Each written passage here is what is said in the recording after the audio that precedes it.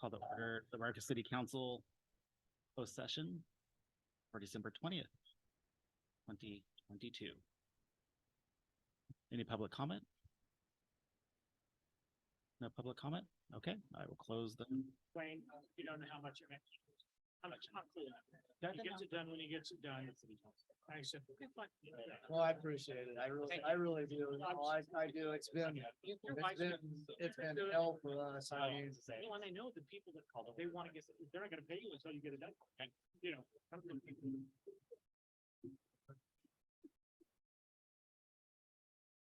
Good evening. Welcome, everybody. I'd like to call to order the Yreka City Council meeting. We did have closed session and there is no reportable action. And at this time, I'd like to invite everybody to stand and join me in the Pledge of Allegiance.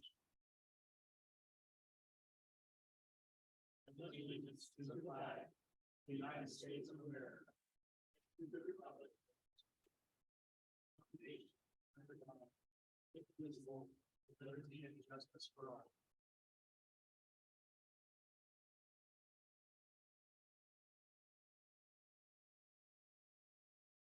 Okay, before we get things going, I'm going to turn it over to our city manager, Mr. Ledbetter, for a statement. Yes, thank you very much, Mr. Mayor. So this is a statement I'd like to read on behalf of the city of Yreka.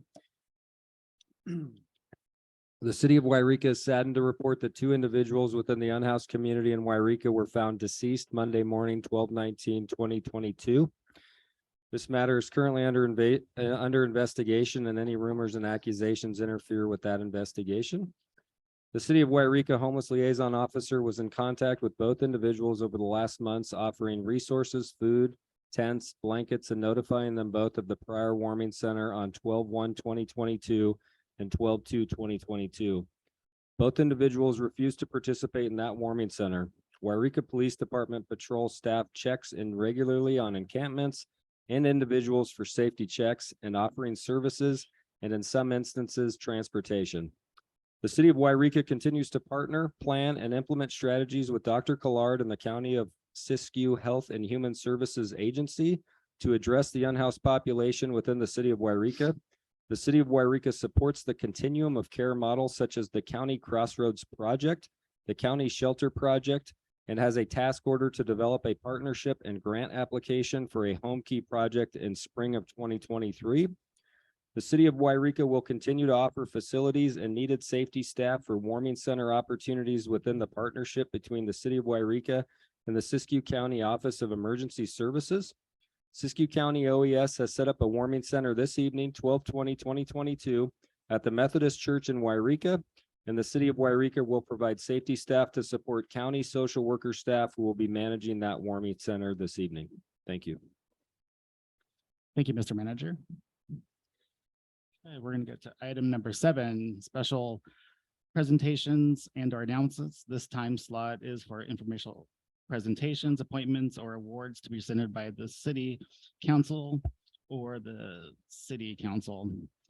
Tonight, we're going to be the recognition of the outgoing planning commissioners and swearing in of the incoming planning commissioners.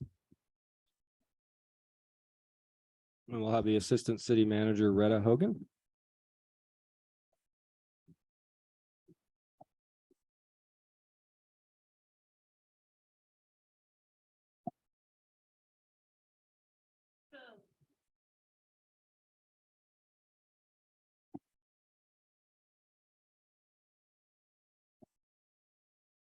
So tonight we have the oath of office that will be swearing in of Ann Olin and then of Marley Billingsley.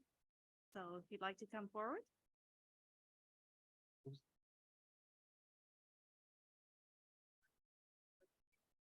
Oh. Okay. Go ahead.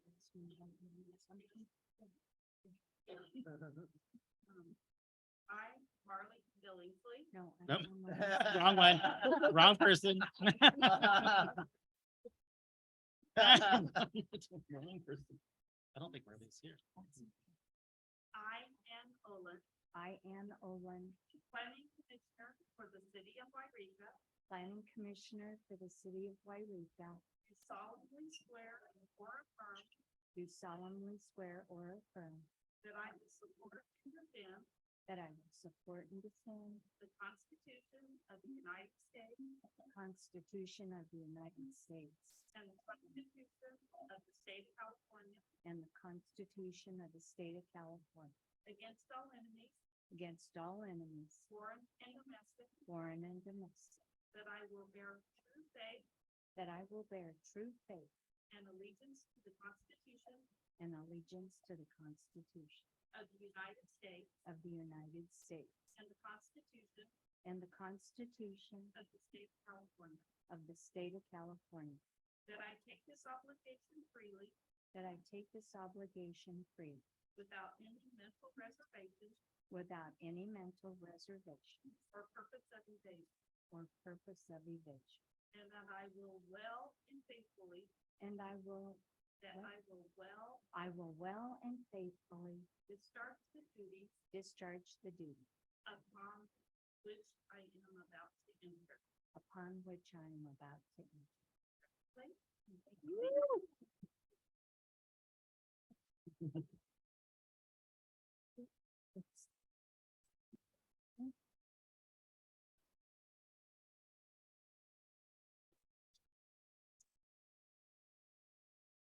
Thank you.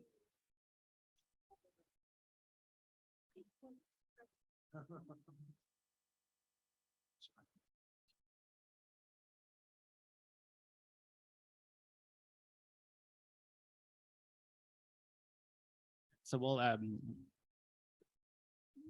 thank Mr.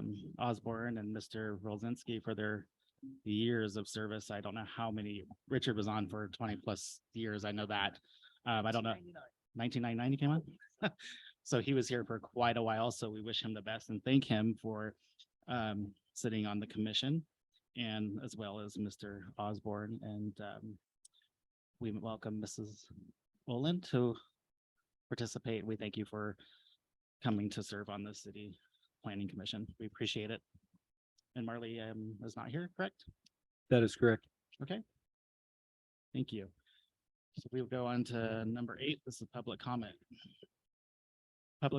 Public participation is welcomed and invited at all city council meetings. Time reserved at each regular meeting for those in the audience who wish to address the city council. The city requests that persons addressing the city council refrain from making personal, slanderous, profane, or disruptive remarks. Council members, when recognized by the mayor, may ask questions of the presenter, but no action may be taken by the city council during public comment section of the meeting. Under the Brown Act, the city council is prohibited from discussing or taking action on any item not listed on the posted agenda. Please speak into the microphone from the podium. The podium electronically adjusts up and down to accommodate the speaker. Should you need additional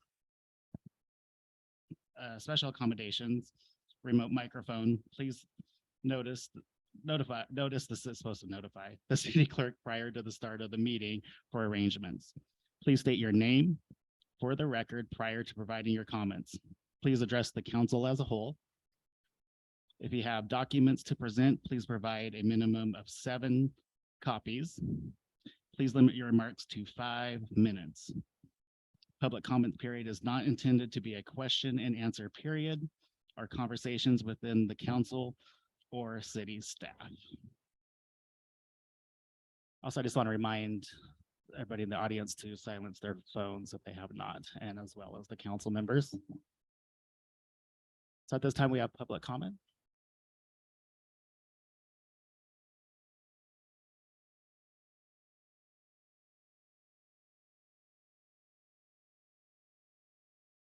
Name is Guy Scott. I guess I'm a little late because I was hoping that Miss Baird and Smith would have been here. That's why I came down. But I want to address the council as a whole. Although I don't come very often, my wife and I, Debbie Scott, we follow what goes on here.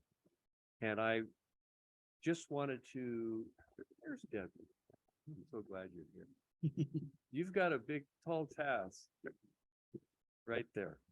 Yes, I really feel that Joan Smith and Debbie Baird really represented at least the people that I feel the same way that I do, and that really want to see our city grow and prosper. And so I just wanted to say a few things about prior rulings.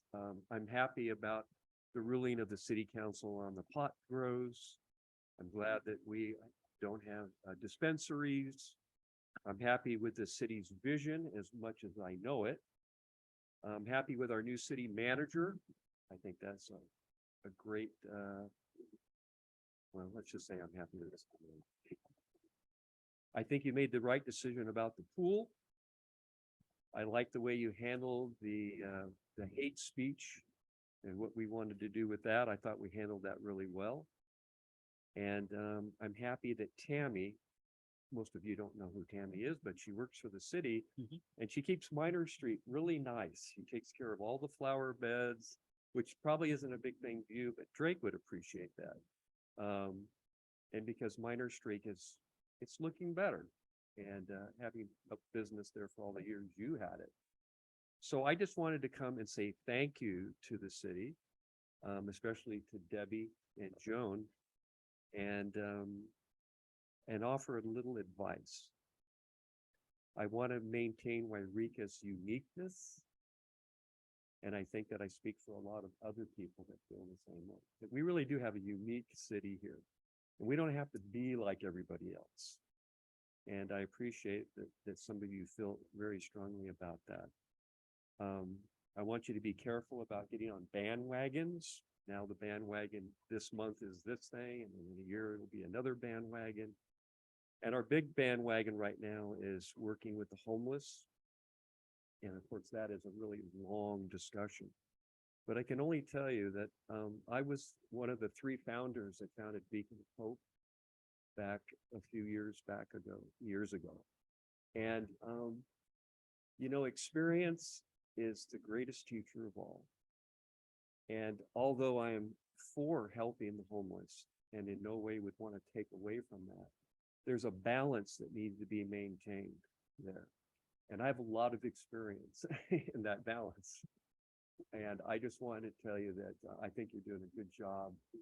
And I'm a little late. I wanted to come down when you were here, Debbie, sharing this, but I'm really happy with what our city council is doing. It's not perfect, but it's good. And you two have a big responsibility. And I hope that we can maintain a common sense approach to our problems. I think that's what the most important thing, and I believe the mayor feels that way too. It's common sense. Most of these solutions are just common sense. And we don't want to get swayed with public opinion and other things like that, although we have to be open to all it. I understand. So I just wanted to say that. And thank you for coming here twice a month and putting up with you know, who you have to put up with. I have a business on Main Street, so I know what it's like. So I just wanted to thank you guys for that, and ladies. Thank you, Guy. Thank you, Mr. Scott.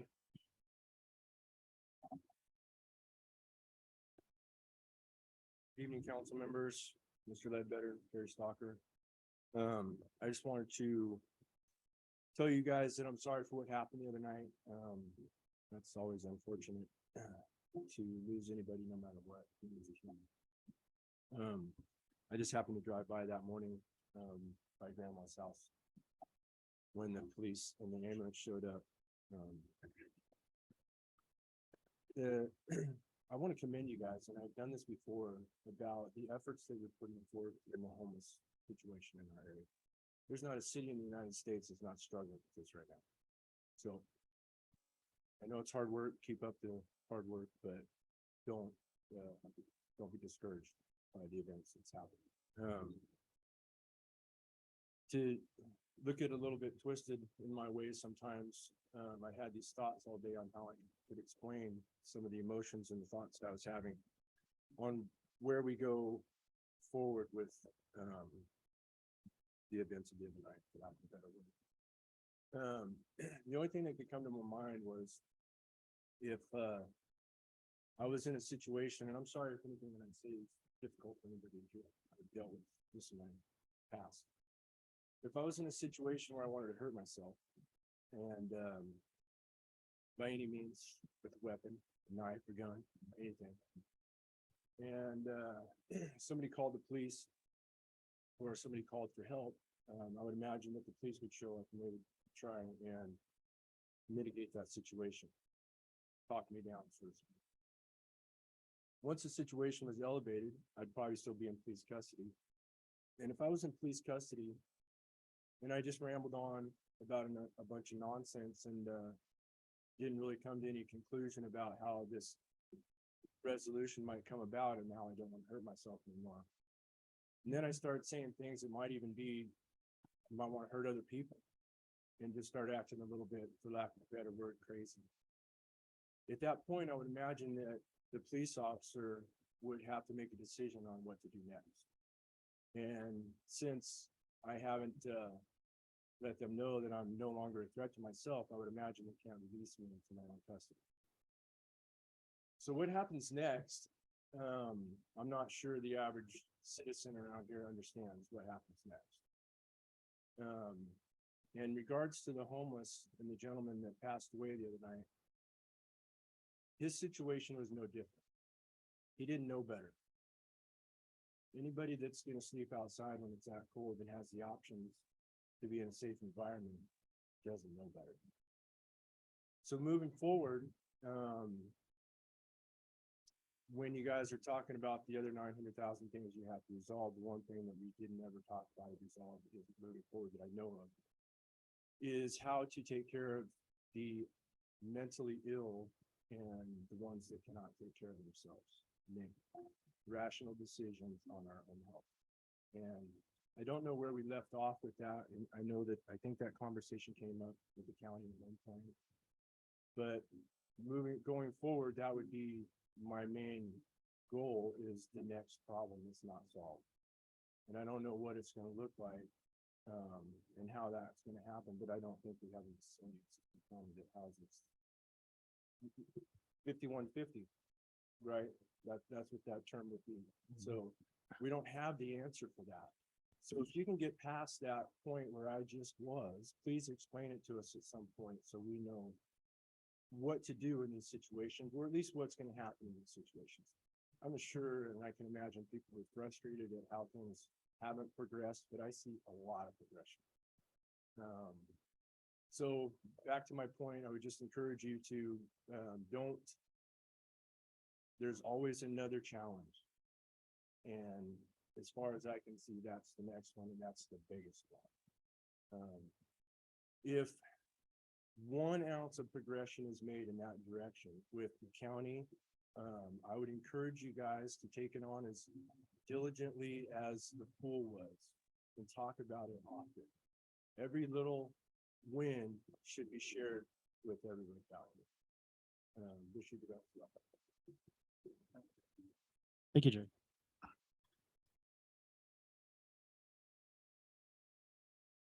Can you hear me? A little bit. You sound like a little girl, but at least I sound. So, I wanted to say, I am the Chihuahua that will wake up the pit bull. I have called every single person I can to get as much help for our county as I can. I know it's not our city's responsibility, but we are the county seat, which is why I turn humans. It's a shame that we had to have 2 deaths. I keep hearing 4, I'm sure it's just 2, but I don't want any more. Well, there's people asking me, what have I done? Well, I had at one time 18 people homeless in my home. I worked 3 jobs to support them, to get them up and about, but that's my story. That's their story.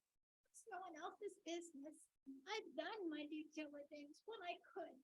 Now I'm disabled, so all I get to do is call when I have a voice and beg people to help. Well, they're open today. What about every other? I have talked to many people who are homeless, many.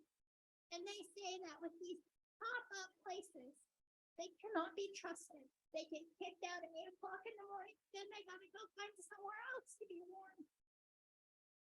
We need something that's permanent, that's lasting, that's not popped up. And I'm telling you that so you can tell the county. And it'll be at the next county meeting and from now on too, apparently, because the Chihuahua to wake up the pit bull. And it really saddened me to read that because these two individuals were not at December 1st and 2nd shelter, that they deserve to freeze to death. That's what it sounded like when I read it. And I was pissed because no, that's not fair. They have a lot of stuff that's not welcome. Dogs are not welcome.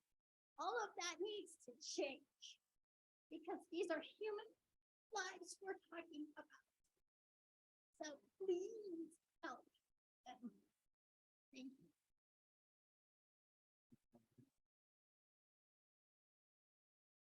Thank you, Don Marie. Wow. Tough three speakers to follow, and what a tragedy. Obviously, many of us don't know what's going on because we need more communication, but anyway, I'm Robin Richards. I'm from Yreka. And I want to say first, congratulations to the new city council. I certainly wish you the best for the upcoming years. I'm here tonight to provide you with just a report on some data I collected during my fall campaign. As you all know, I ran and knocked on a lot of doors. I waited till tonight because I didn't want to come when you were being sworn in. I wanted to address the new council once you were settled in. My interest in running was to represent the views of the city residents, and I realized that I didn't really know what their views were. So during September through November, I asked the citizens of the city what they were thinking. My job background, just so you know, includes serving 8 years as Director of Research and Planning for the Yosemite Community College District in Modesto. So I've had a lot of experience in doing surveys and focus groups. So it seemed like something I could do to put that experience to work. I've got a report for you with information that I collected. Here's my little 7 copies. Thank you. And the information provided to you, I collected in response to an open-ended question that I asked people.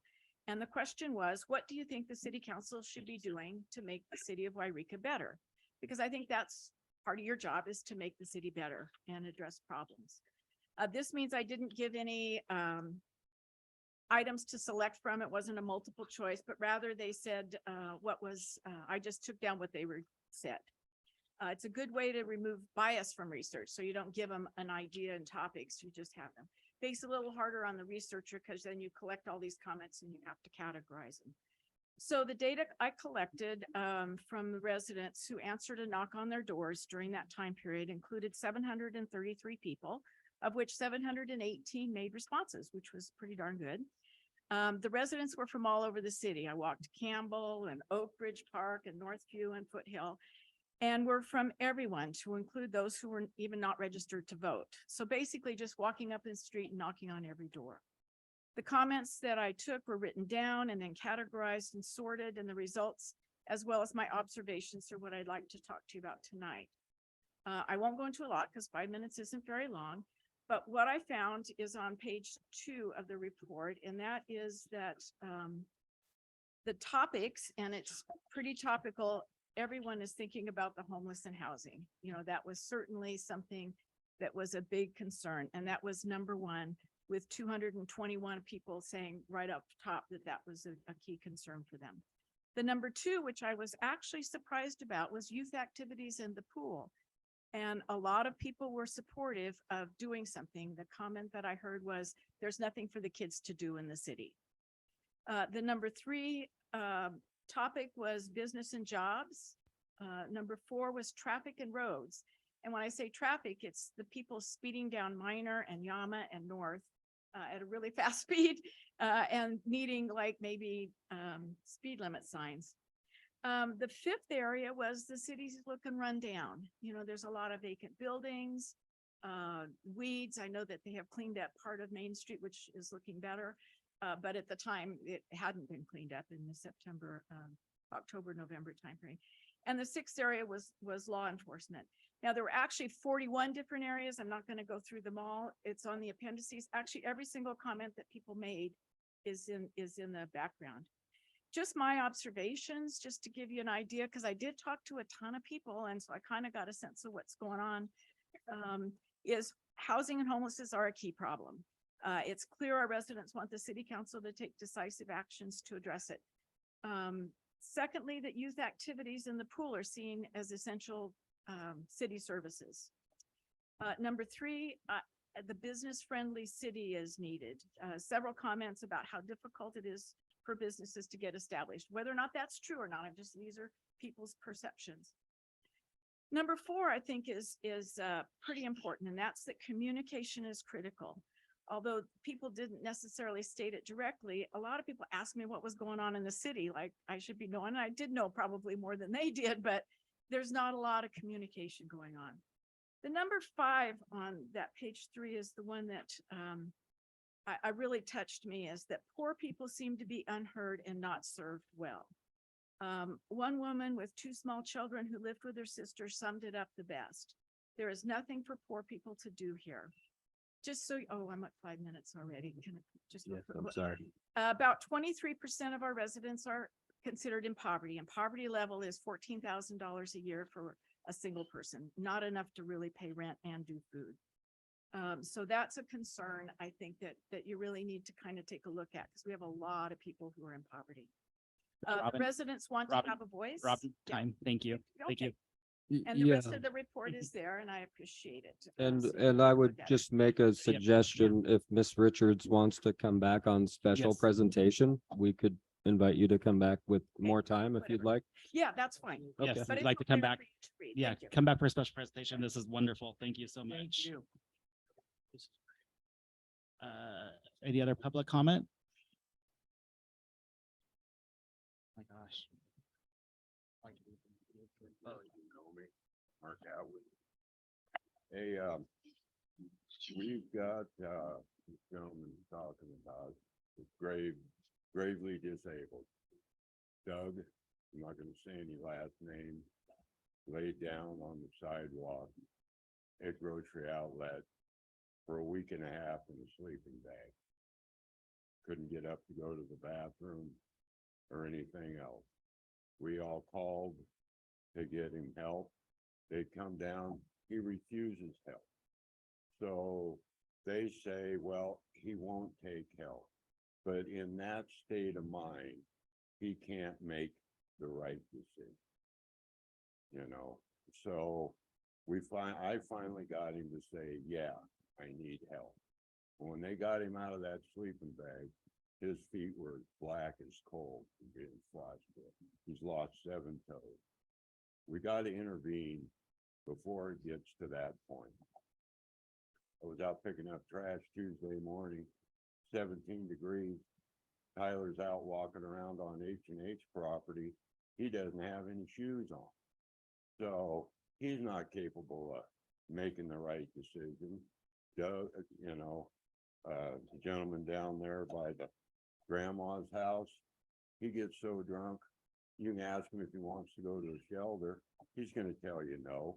He can't make the right decision. It's just, we've got to intervene before it gets to this point, and we just got to do it. We just can't let him lay there and die, so I'll try to do what I can do, but we've got to step up to the plate a little bit more. That's all I have to say. Thank you, Mark. Thank you, Mark.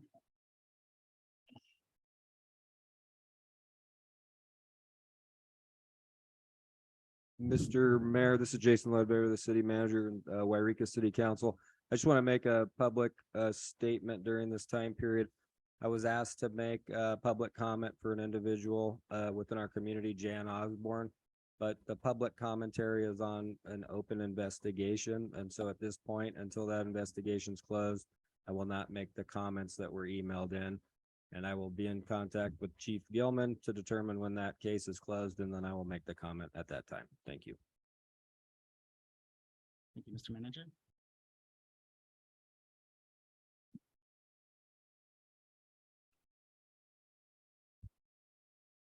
Any other public comment? None, okay. Public comment follow-up. This is the time for city council or the city manager to respond to public comments or may direct staff to prepare a report and place an item on a future agenda item. I will go around to the council members and Councilmember Kaeg. Obviously, we need to have further discussions on the homeless issue. I know that there's being some work done behind the scenes, just so that the public knows that there is some discussion on that very topic. The two individuals they're talking about. So I think the future would be something that that probably one of us can bring back the information that's will be presented to the public and council about that. That would probably be the best statement. We don't know when that will be, other than that there is discussion on what will look like on the homeless situation. Because there's definitely some further talk with the county level, obviously, on those same situation that those two individuals are talking about. So hopefully we can bring back that soon to let the public know what's going on in that conjunction to that. So see what happens. All right. Thank you, Councilman Kaeg. Councilman Davis? Councilman Davis? Any comment on anything? Okay. Councilman Baker, No comment. no comment? Mayor Pro Tem McCoy? Yes, I'd like to make a brief comment. I appreciate what Mark, you've been out there in the forefront, helping the entire community for quite a while now, probably 2 or 3 years. You've been involved in it, and we appreciate it. I think that how we can intervene is very important. I think one thing that we've talked about as a council is that there are certain things we can and can't do.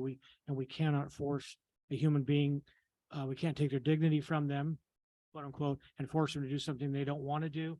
But I will tell you that I've run into that too. On December 1st at 2:30 a.m., I was coming from up on Cedar Street back down here. I'd been all night. I was all night that night here, and I stopped on Minor to assist a homeless and asked them, did they want to go to the shelter? And they refused. I asked them again. YPD came by and circled around and then saw that I was okay, and they kept going, which was fine. I appreciate that. But yeah, we'd love to be able to do that. It's just a matter of how do we do it legally, let them keep their dignity and their rights as a human being, because we cannot, I don't want somebody, we're very independent here in Siskiyou County. I don't know about the unhoused or homeless, but we're all pretty independent. We want it our way. So, but I appreciate your comments. Okay. And Dawn, thank you for making the phone calls. I appreciate it. It does help. Dawn Marie, I'm sorry. Thank you for making the phone calls. It does help, Dawn Marie. Yes. Yes. Yep. I will just finish or make a quick statement that the following day after we learned of the 2 deaths, I was notified by our city manager, and we had a meeting quickly with the police department, with Chief Gilman, Officer Elliott, myself, and Mayor Pro Tem McCoy. We addressed several issues. We called, Mr. Ledbetter contacted everybody in the county. We were here for a couple hours, probably just really dialing in to address the issues and where do we go next? I know this has been an ongoing thing for several winters now, and it's not a good feeling to be just a couple weeks on the job as a mayor to have 2 deaths pop up in the winter time. Nobody, myself, no mayor, our city council sitting down here wants to have that and to deal with that. So my heart goes out to them and their families. But I want to, again, reassure the public and the audience here as well that our officers are doing an outstanding job. Officer Elliott is, he told the story that the unhoused gentleman was shaking cold. He gave him his gloves. I mean, they're getting blankets to them, offering resources where they can get help. And so I just don't want it getting out there that they're being ignored and we don't care, because our police department, fire department, are doing an outstanding job checking on them and making sure we can do what we can at this time. And I hope we can further help their needs. And so I will finish with that. Thank you. Okay. Item number 10, consent agenda. All, sorry, all items listed under the consent agenda are considered routine and non-controversial and will be enacted by one motion unless any member of the council wishes to remove an item for discussion. A, approval ratification of payment issued from November 28, 2022 through December 11th, 2022. B, approval of minutes of the regular meeting held December 6th, 2022. C, approval of minutes of the special meeting held December 13th, 2022. D, approval of the transportation claim for the legal transportation fund for the fiscal year 2022 and 2023, and authorizing the mayor to sign the claim on behalf of the city. E, adopt resolution 22-55, naming Emily Aldridge, finance director, as a city delegate who is eligible to review confidential sales tax data with HDL. F, cash balances, investment and fiscal performance reports for June 2022. G, cash balances and fiscal performances reports for July 2022. H, cash balances and fiscal performance reports for August 2022. I, approval of 2021-22 closing budget revisions. J, continuation of urgency ordinance number 864 fireworks. K, continue of urgency resolution 2021-51 report public meetings. I, waive full text reading of all ordinances on the agenda. Ordinances shall be introduced and adopted by title only. I will open up for public comment on the consent agenda.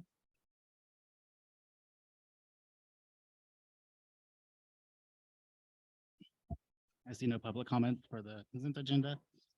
And now I will go around to the city council members. For any comments and recommendations, I will go to Councilman Davis. Any comments on the consent agenda? Councilman Baker, No. Councilman Kay, Pro Tem McCoy. Negative. No comments from me. Now we'll go around for a motion.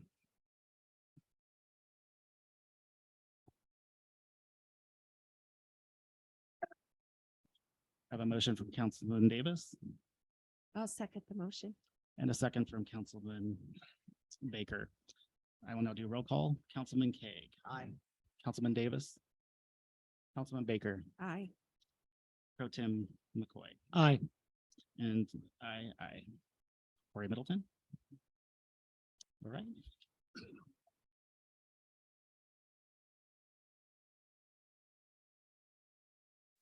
Eleven, old business, human resources, or the Human Resources Director. Approval of the Yreka Employees Association YEA Memorandum of Understanding. Representatives for the city and YEA have met and agreed upon. Do I need to read this? No, you don't need to Okay, read this, I didn't think so. Mr. Mayor. Okay. Thank you. Thank you. Good evening, Mr. Mayor, members of the council, Mr. Ledbetter. My name is John Elkneb. I'm the HR director for the city of Yreka. I'd like to present the staff report for approving the Yreka Employees Association Memorandum of Understanding.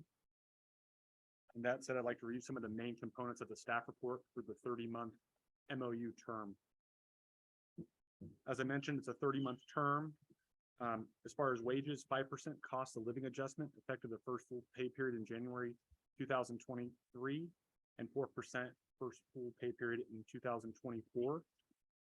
For salary step progression, we went to a 5-step salary schedule. I'm sorry, yeah, 5-step salary schedule for YEA. This also aligns with the Peace Officers Association and the unrep unit, as far as having 5 steps. Medical premium, same, once again, same as the POA and the unrep unit. The medical benefit will be, from the city will be the cost of 85% of PERS Gold, the city will cover for the premium, with an 8% annual increase to the benefit for plan years 2024 and 2025. Overtime, only hours worked and vacation will count towards the calculation of overtime. Callback and remote pay, we made some revisions. For remote pay, it will be, employees will receive 30 minutes at their overtime rate unless the remote call goes longer. For bilingual pay, pay premium of 5% will be added. And this is a really important skill set for an employee can have and that can help the community. And then we revised some of our out of class language to be a supervisor premium. So if an employee steps up to be a lead or a supervisor temporarily, they can be provided a 5% premium. Lastly, the boot allowance, we increased it from $200 to $400 as far as reimbursement. And that comes down to, it costs nearly $400 to get a good pair of boots now for our public works employees. In deferred comp, incentivizing retirement, increased the cap from $1,500 to $1,750 in 2023 and $2,000 in 2024. With this MOU, we also did an extensive overhaul to update the language, to condense it and make it more CalPERS compliance for reporting. With that said, I'd like to, and as far as the fiscal impact, be $118,000 approximately in year 1, $196,860 in year 2, and in year 3, $196,000 for year 3. And with that recommendation, ask the city council to approve the resolution. Okay, I will open up to public comment. There's no public comment, then I will go to council members for comment, and I will start with Councilmember Baker. I have no comments. I understand that you guys have done all the hard work for several months. Councilman Davis. John, how long did you negotiate that memorandum I of want to say we understanding? started around August. That's fair. Councilmember Kate. No comment. Just thank you guys for all the hard work. It was a long battle, but it's a lot less of battle on our part because they did all the work. So it was good. I think I stated to other councilmen that first city council meeting that I came on board, we went into closed session on the very first one. So that was right now what you guys are going through. We had closed session on this for the employees and stuff. I have Yreka, so that was a eye opener right off the bat to be dealing with that. So I appreciate you guys getting handled in a timely manner. So thank you. Pro Tem McCoy. Jeez. I would like to reiterate, thank you, John Elsnab and Retta Hogan for all your hard work on this. And I would like to also thank you for cleaning up a lot of the language. That's been my number one complaint for 4 years. And in 4 years, you have gotten it cleaned up in 2 different cycles. Thank you very much. Yes, and I will fall in line with them. Thank you so much for your hard work. And when they first told me because this is my first negotiation, they said it could last a year, 18 months. I was thinking, oh my gosh, and I went pretty quick. So I felt quick and a breeze, but they did all the hard work. So thank you. All right. I will go around to the council for a motion. I'll make a motion. Councilman Kate. Motion to adopt compensation resolution 2022-57 of the Yreka. I jumped, sorry. Try it again. Approval of the Yreka City compensation resolution, the unprecedented employees. Gosh, I'll get it right here. No, I got it. Motion of the Resolution 2022-56 of the City Council of the City of Yreka approving the execution of memorandum of understanding between the City of Yreka and the Yreka Employees Association. Let me get my glasses cleaned, I guess. Have a motion from Councilmember Keig. Have a second? I'll second the motion. And a second from Councilmember Baker. I will go to roll call. Councilmember Keig, Aye. Councilmember Davis, Aye. Councilmember Baker, Aye. Mayor Pro Tim McCoy, Aye. and I, Corey Middleton, aye. All right, so this is next for you. So this is B, the second part, B, approval of the city work compensation resolution for unrepresented employees, department heads. Absolutely. So the city has unrepresented management positions, including department heads that are not represented under a memorandum of understanding for purposes of defining compensation. These positions in the past have historically followed the Yreka Management Employees Memorandum of Understanding, although staff agrees that the best management practice would be to separate the unrepresented management and define salary and benefits in the proposed compensation resolution. A little different than a memorandum of understanding. So the benefits defined in this resolution for department heads and unrepresented. We came up with benchmarkings for public safety. Top step for the lieutenant will be benchmarked at 30% above a sergeant, and the top step for a chief of police will be benchmarked 15% above the lieutenant. For wages, a 4% cost of living adjustment in the first full pay period in 2023 and 2% in 2024. The medical premium will be the same as the two of the all the other units. Same as the one I just discussed as well for YEA. Cost relatively equivalent to the cost of 85% of PERS Gold in year one, with a 8% annual increase to the benefit cap for plan years 24 and 25. We also looked at post certificate pay since we one of the reasons we increased post pay on the POA side, it made sense for the department head side as well. So post pay for an executive cert and a management cert will go to 5%. Callback pay, lieutenants who are called back to work for a critical incident, death in custody, officer involved shooting, major injury, will receive straight time for all hours worked for outside their normally scheduled shift. And then for premium pay, if the lieutenant has to fill in for the chief on a temporary basis where there's absence, defined absence, there is a premium that the lieutenant would receive of 5%, kind of similar to the supervisor premium for YEA. And then for the deferred comp for the unrep unit, dollar for dollar match up to the city's annual employer cap of 2,000. The estimated fiscal impact in dollars is approximately 136,000 in year one, 164,000 in year two, and 165,000 in year three. With that said, I'd ask the council to adopt the resolution. That'd be my recommendation. Thank you, John. I will open this time for public comment. Do we have a name?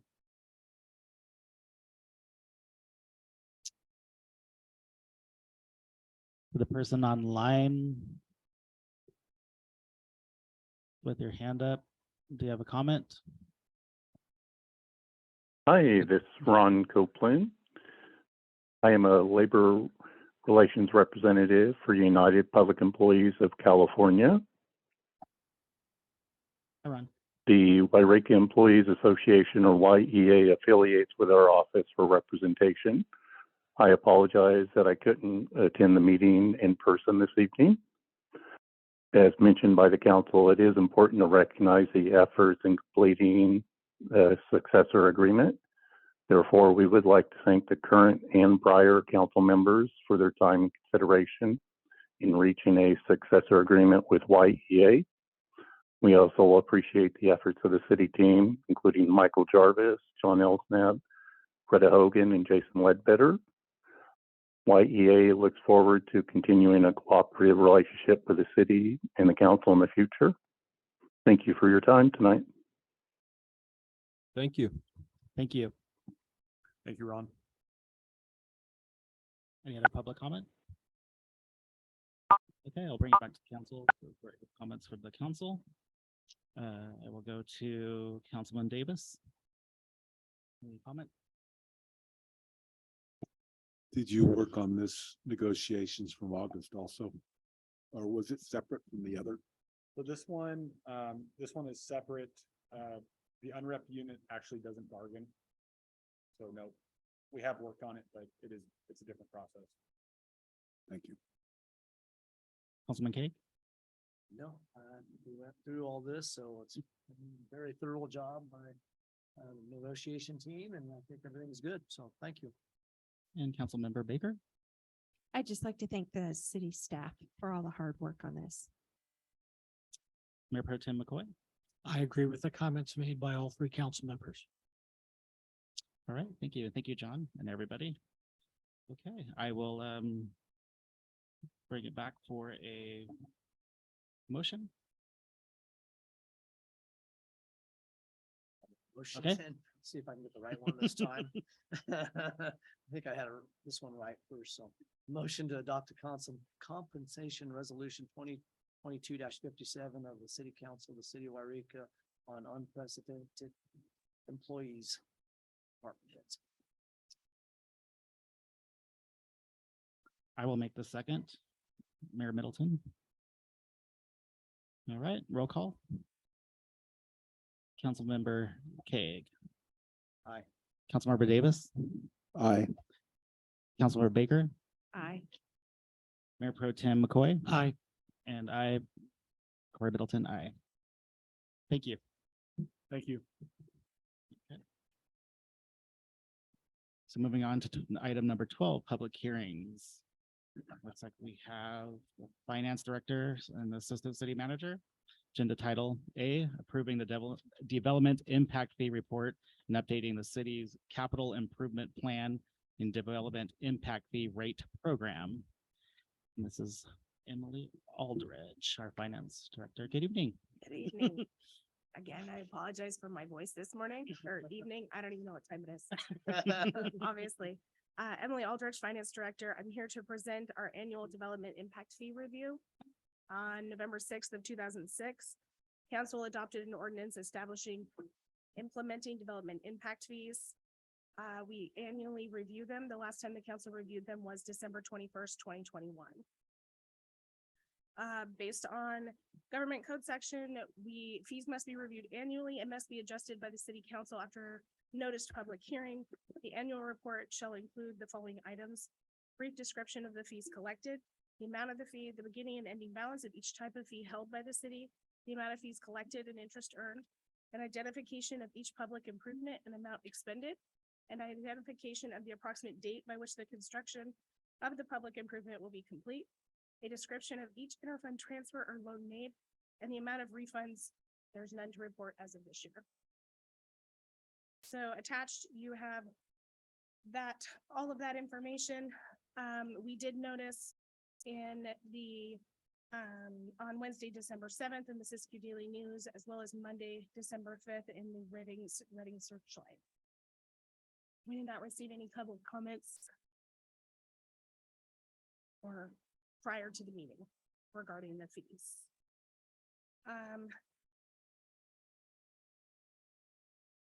Fiscal impacts. Collection of these impact fees provides revenue necessary for the city to ultimately fund the construction of the public improvements contained within the city's adopted capital improvement plan. Interfund transfers between fee accounts may be made during the next review period for the purposes of funding the construction or debt servicing of the improvements discussed in this report. Discussion and direction to staff topics. Bring back to the council at a future meeting, presenting horizon issues related to the rate and collection of development impact fees.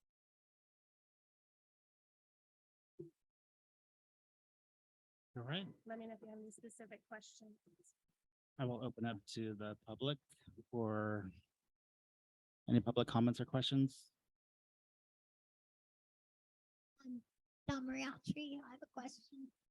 Summer. I would like to know if this is advertised other than in the not Sioux, not daily, not news. And Reading, where none of us are, you know, is it local? Because I never saw it until I read the agenda and then I was like, We post that on our website and through the Siskiyou Daily News and through the Reading Searchlight. Those are our only avenues of which we can be hosting. social media is, Not considered a valid publication. So it is posted on our website as well as I do believe we posted through Facebook that we have council meetings. we need to work on our social presence, social media presence. We really do. I mean, we also have that small business association that's supposed to, you know, they put up these recordings for us. They need to be able to be a resource because this needs to get out more than the not Siskiyou, not daily, not news. Correct me if I'm wrong, but that's not a legal publication for you to go to Correct. social media.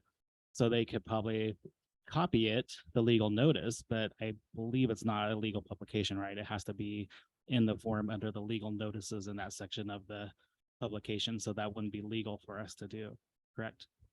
That's correct. We're required to do the other avenues, but we can certainly engage Ms. Autry's commentary as another avenue that's not the legal required avenue. Correct. Okay, thank you. Any other public comment?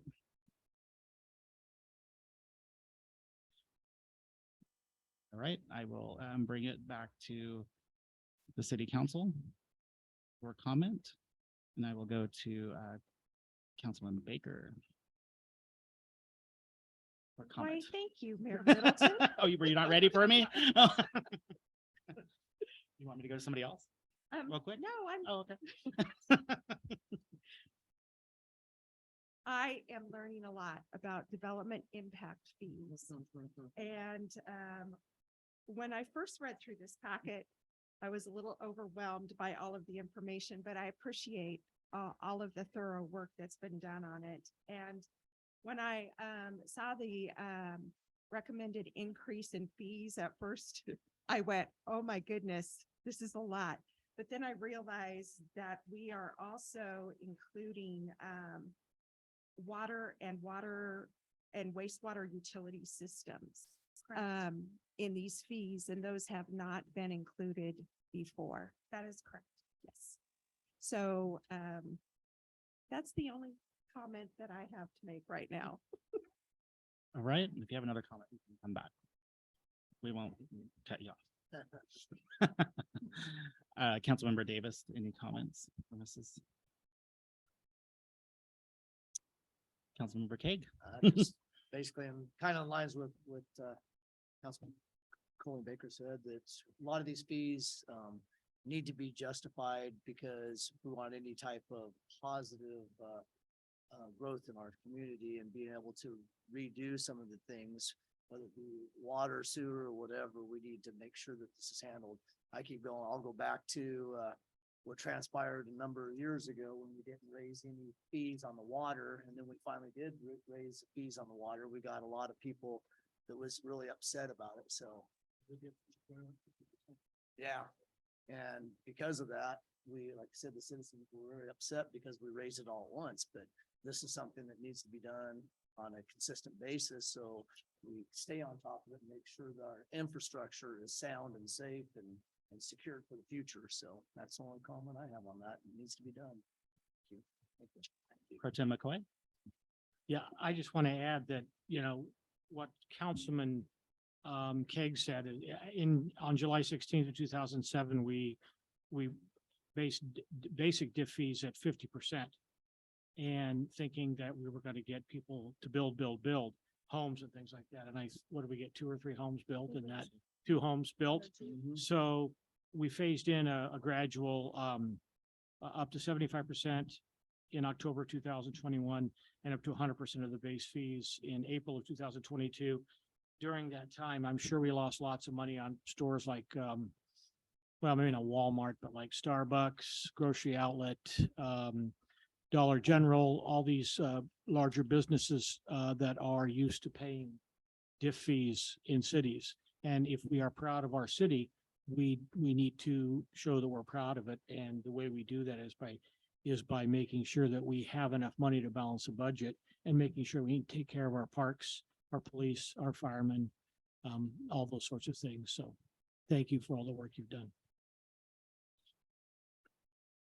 Thank you, Emily. Thank you. Okay. And Mr. Mayor, at some point, you'll want to close the public hearing. Oh, I'm sorry.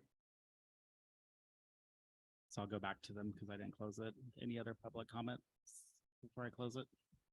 Okay, I will close the public comment.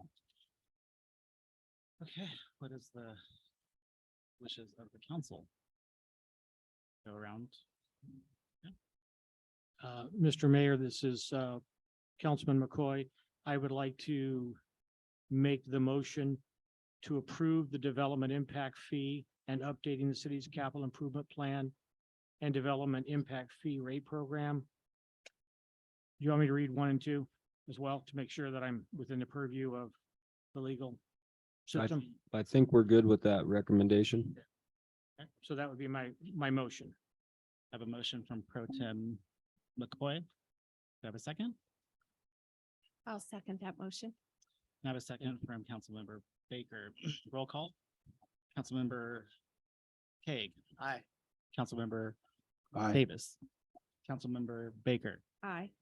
I'm sorry, Mayor Pro Tem McCoy. Aye. And I, Corey Middleton, aye. All right, thank you, guys.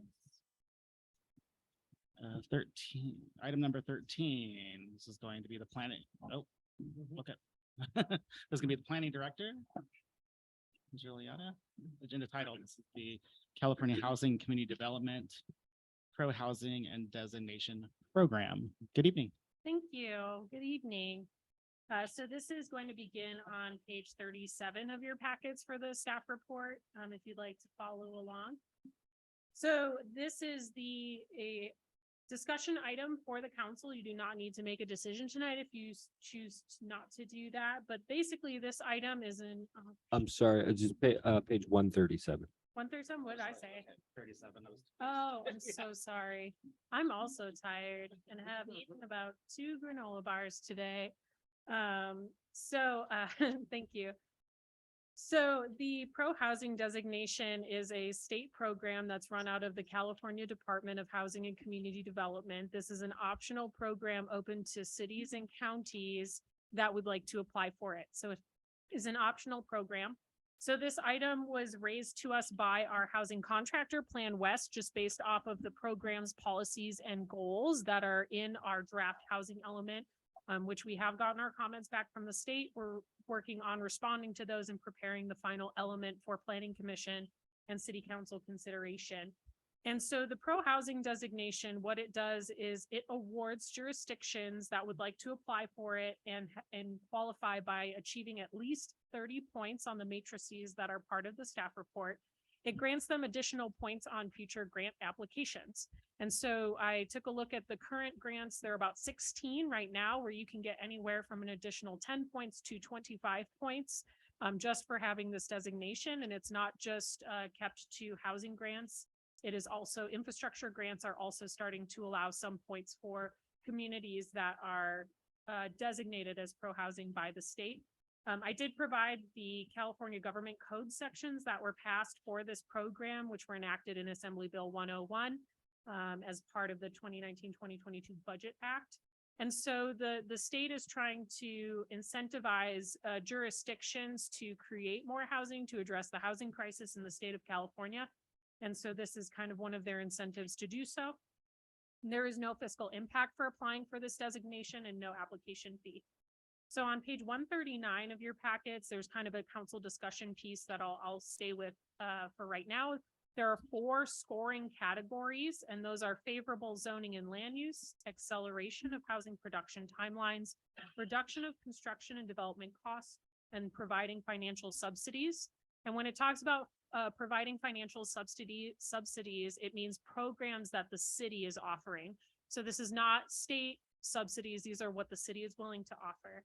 In addition to that, there are enhancement factors that allow jurisdictions to receive extra points.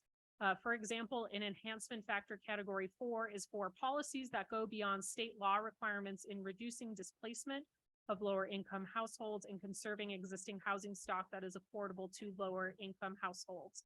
So, for example, there is a goal and program within the draft housing element that we've prepared that has a program around preserving existing housing stock within the city. And that's why we're conducting and finalizing the housing conditions survey, as well as identifying areas that may need additional funding for improvements to that housing to maintain it. So as I said before, a jurisdiction must receive a minimum score of 30 points. Existing and proposed policies may receive points. So because our draft housing element is a draft and has not been adopted yet, it does qualify for these points prior to adoption. So the staff has done a preliminary assessment of our existing policies within the city itself and those proposed in the draft 6-cycle housing element, which has gone through general public input, planning commission, and city council. And so I have attached a preliminary pro housing score sheet that outlines that we are likely to receive about 45 points in the various categories. So we are about 15 points over the minimum that is required. So city staff is recommending that we discuss the draft scoring sheet for agreement with the proposed programs and approve the attached resolution to submit the application to HCD for review and approval. Council may add or remove programs in the application. If you do choose to add programs, staff will include these types of programs in the housing element if they are not already referred. So again, I did not add programs that are not spoken to in the draft housing element or current processes we follow. But if you do want to do any of those programs, we can add those. And then if you are looking to take out any of the programs or not commit to the programs, you may do so as long as you do not fall below 30 points. You as a council may also choose to not go for a pro housing designation. Again, one of the things we really focused on with the housing element as part of the general plan update is to talk about growth and what the expectation is from the council, planning commission, and members of the public. And the planning commission at their, I believe, November meeting unanimously said they were very pro-growth and wanted to go for pro-housing options. And the city council also had a discussion on that item, but it was the previous council. So I will save the full council commitment to whenever you'd like to vote on that. So beginning on page 143 of your packets is the matrix that shows the programs, the points that are available, and the points that we are eligible for. And so just to clarify this, I will not go line by line until you have specific questions just for time, but I just wanted to notate, for example, category 1A, sufficient sites, including rezoning to accommodate 150% or greater of the current or draft regional housing needs allocation, whichever is greater by total or income category. The points available are 3. The points we are eligible for are 3. And that is because we were assigned 1 low income housing unit, 1 very low income housing unit. And there is actually a 3rd unit, which is extremely low housing. There's like a little asterisk at the bottom that says you have to do half of your very low as extremely low, because you can't have a half housing unit. It's 3 technically. And so to meet this, we've identified a site in the housing element, which has been reviewed preliminarily in the draft form, which can accommodate, if it were maximally built out, 85 units for that property, because it is a high density residential parcel. And that is well over your 150% of your 3 units that you need to get. And that's a very easy score. It does not commit you to doing anything. It just commits you to having sufficient sites zoned for this.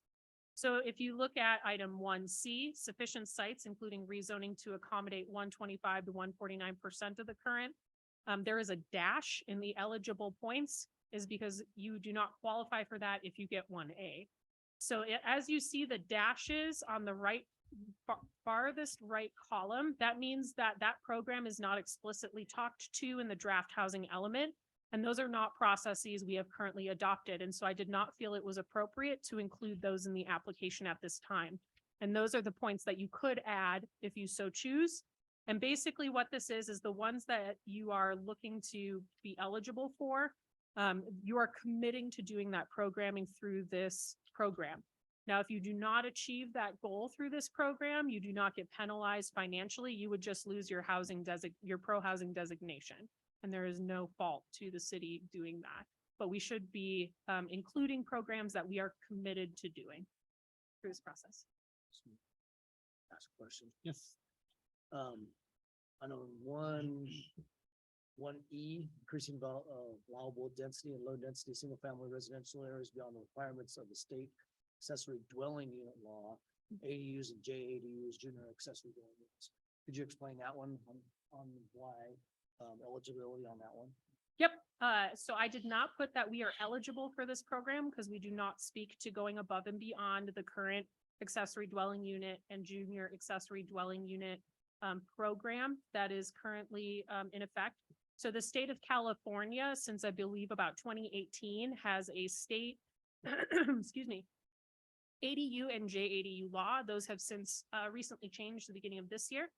So what the current law is that every residential use in the city, not single family, but every residential use is allowed one ADU, which can be attached or detached, and they are allowed one JADU, which is basically repurposing a room within the house itself into either a co-living situation or into its own efficiency apartment. So right now in the city, any residential use is allowed to do that program. So if you wanted to be eligible for the point of this program, you would basically just have to allow 2 ADUs and 2 JADUs or higher. And so that is not explicitly talked about in our housing element, so I did not feel it was appropriate to add to this application at this time. Now, we may add that if you so choose, but that is up to the council's purview. So anything that you see in here that has a dashed line, I am not requesting that we apply for that because we do not have any input on that from the general public, and we have not talked about that collectively as a planning commission or a city council that is what you would like to do. But again, the purview of this body, you may change that at this time. One of the things I will note, so we were strongest in the areas that are planning and zoning related because we're in the process of updating those pieces, as well as just having increased efficiencies in our application pieces. The ones that I did not recommend many points in are providing financial subsidies because the finance department and I have not really met to discuss some of these options that are available to us in the housing realm. And I do not want to overcommit the city's finances to providing some of these subsidies if we are not financially able to do so. So again, it's not that we cannot do these programs in the future. I just felt they were not appropriate at this time for this application. And that's it. Juliana, I have a question. I'm not so sure I understand what the pro-housing designation is going to do for Yreka. So it will increase our competitiveness in any housing, infrastructure, or other types of grants that are made available to us. So if we get a pro-housing designation from HCD, which is the California Housing Community Development, they will give us extra points on various grants. And so it does make us more competitive. Again, you don't have to apply for this. It's a completely optional program. But based on the input that we've been getting so far and many of the goals and policies and programs in the draft housing element would qualify for this program. These housing grants are for low-income housing? All. And so it can actually improve our likelihood of getting competitive community development block grant funding. It is available for us for any other types of housing or infrastructure grants. So I did just notice the Department of Water Resources has a grant out right now for drought prone communities to apply for, and they do actually give 10 extra points for pro housing designated communities. So it's basically extra credit in a way on many of the grants that we would apply for. Yep.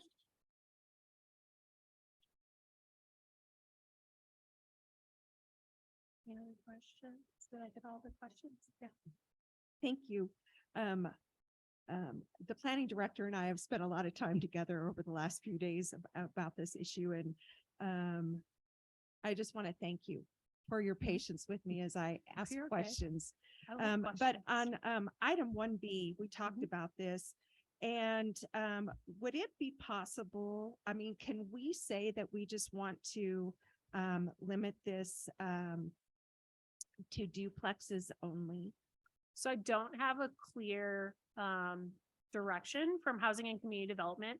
But if it is something you're concerned over, we do have a plethora of points to meet the minimum 30, and you may remove that program at this time. And it doesn't mean that you're not okay with that program in general for housing moving forward. But it does not commit us to doing all of those. And I don't have an answer at this time. I'd have to research that with Housing and Community Development. Thank you.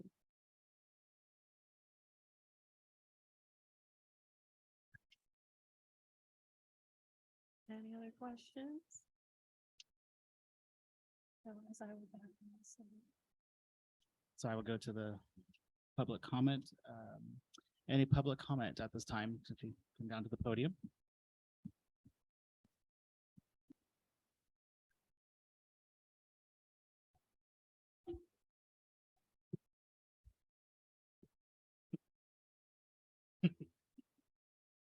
My favorite thing. Louise Gliado, Yreka, and I want to make a public comment on this issue, but can I make a public comment on something previously? Is that okay? About the homeless, because I wanted to say something about that, about the two people that died. And I wanted to commend the city council, because I know everyone on the city council has a good heart, a good, generous heart. And I wanted you to know. Let me ask the council real fast if Oh, that's I'm okay, sorry. if I do that. Is it okay with the council that we allow Ms. Gliado to make a public comment regarding the previous item, going back to public comment? I'm okay with that. Okay, yeah, we're okay. Go ahead. Thank you. Thank you. And the reason I didn't mention it earlier is because I couldn't remember the bill or what was said, but Governor Brown is addressing that, not Brown, sorry, Newsom is addressing that.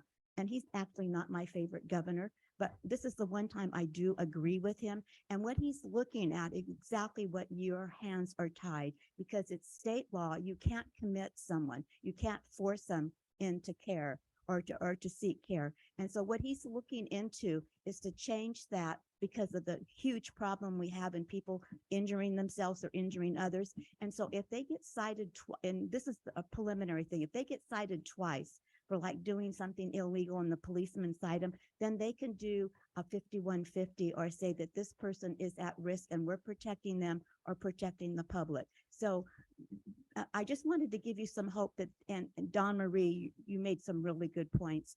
And so I wanted to say, yes, the city council is doing all that they can.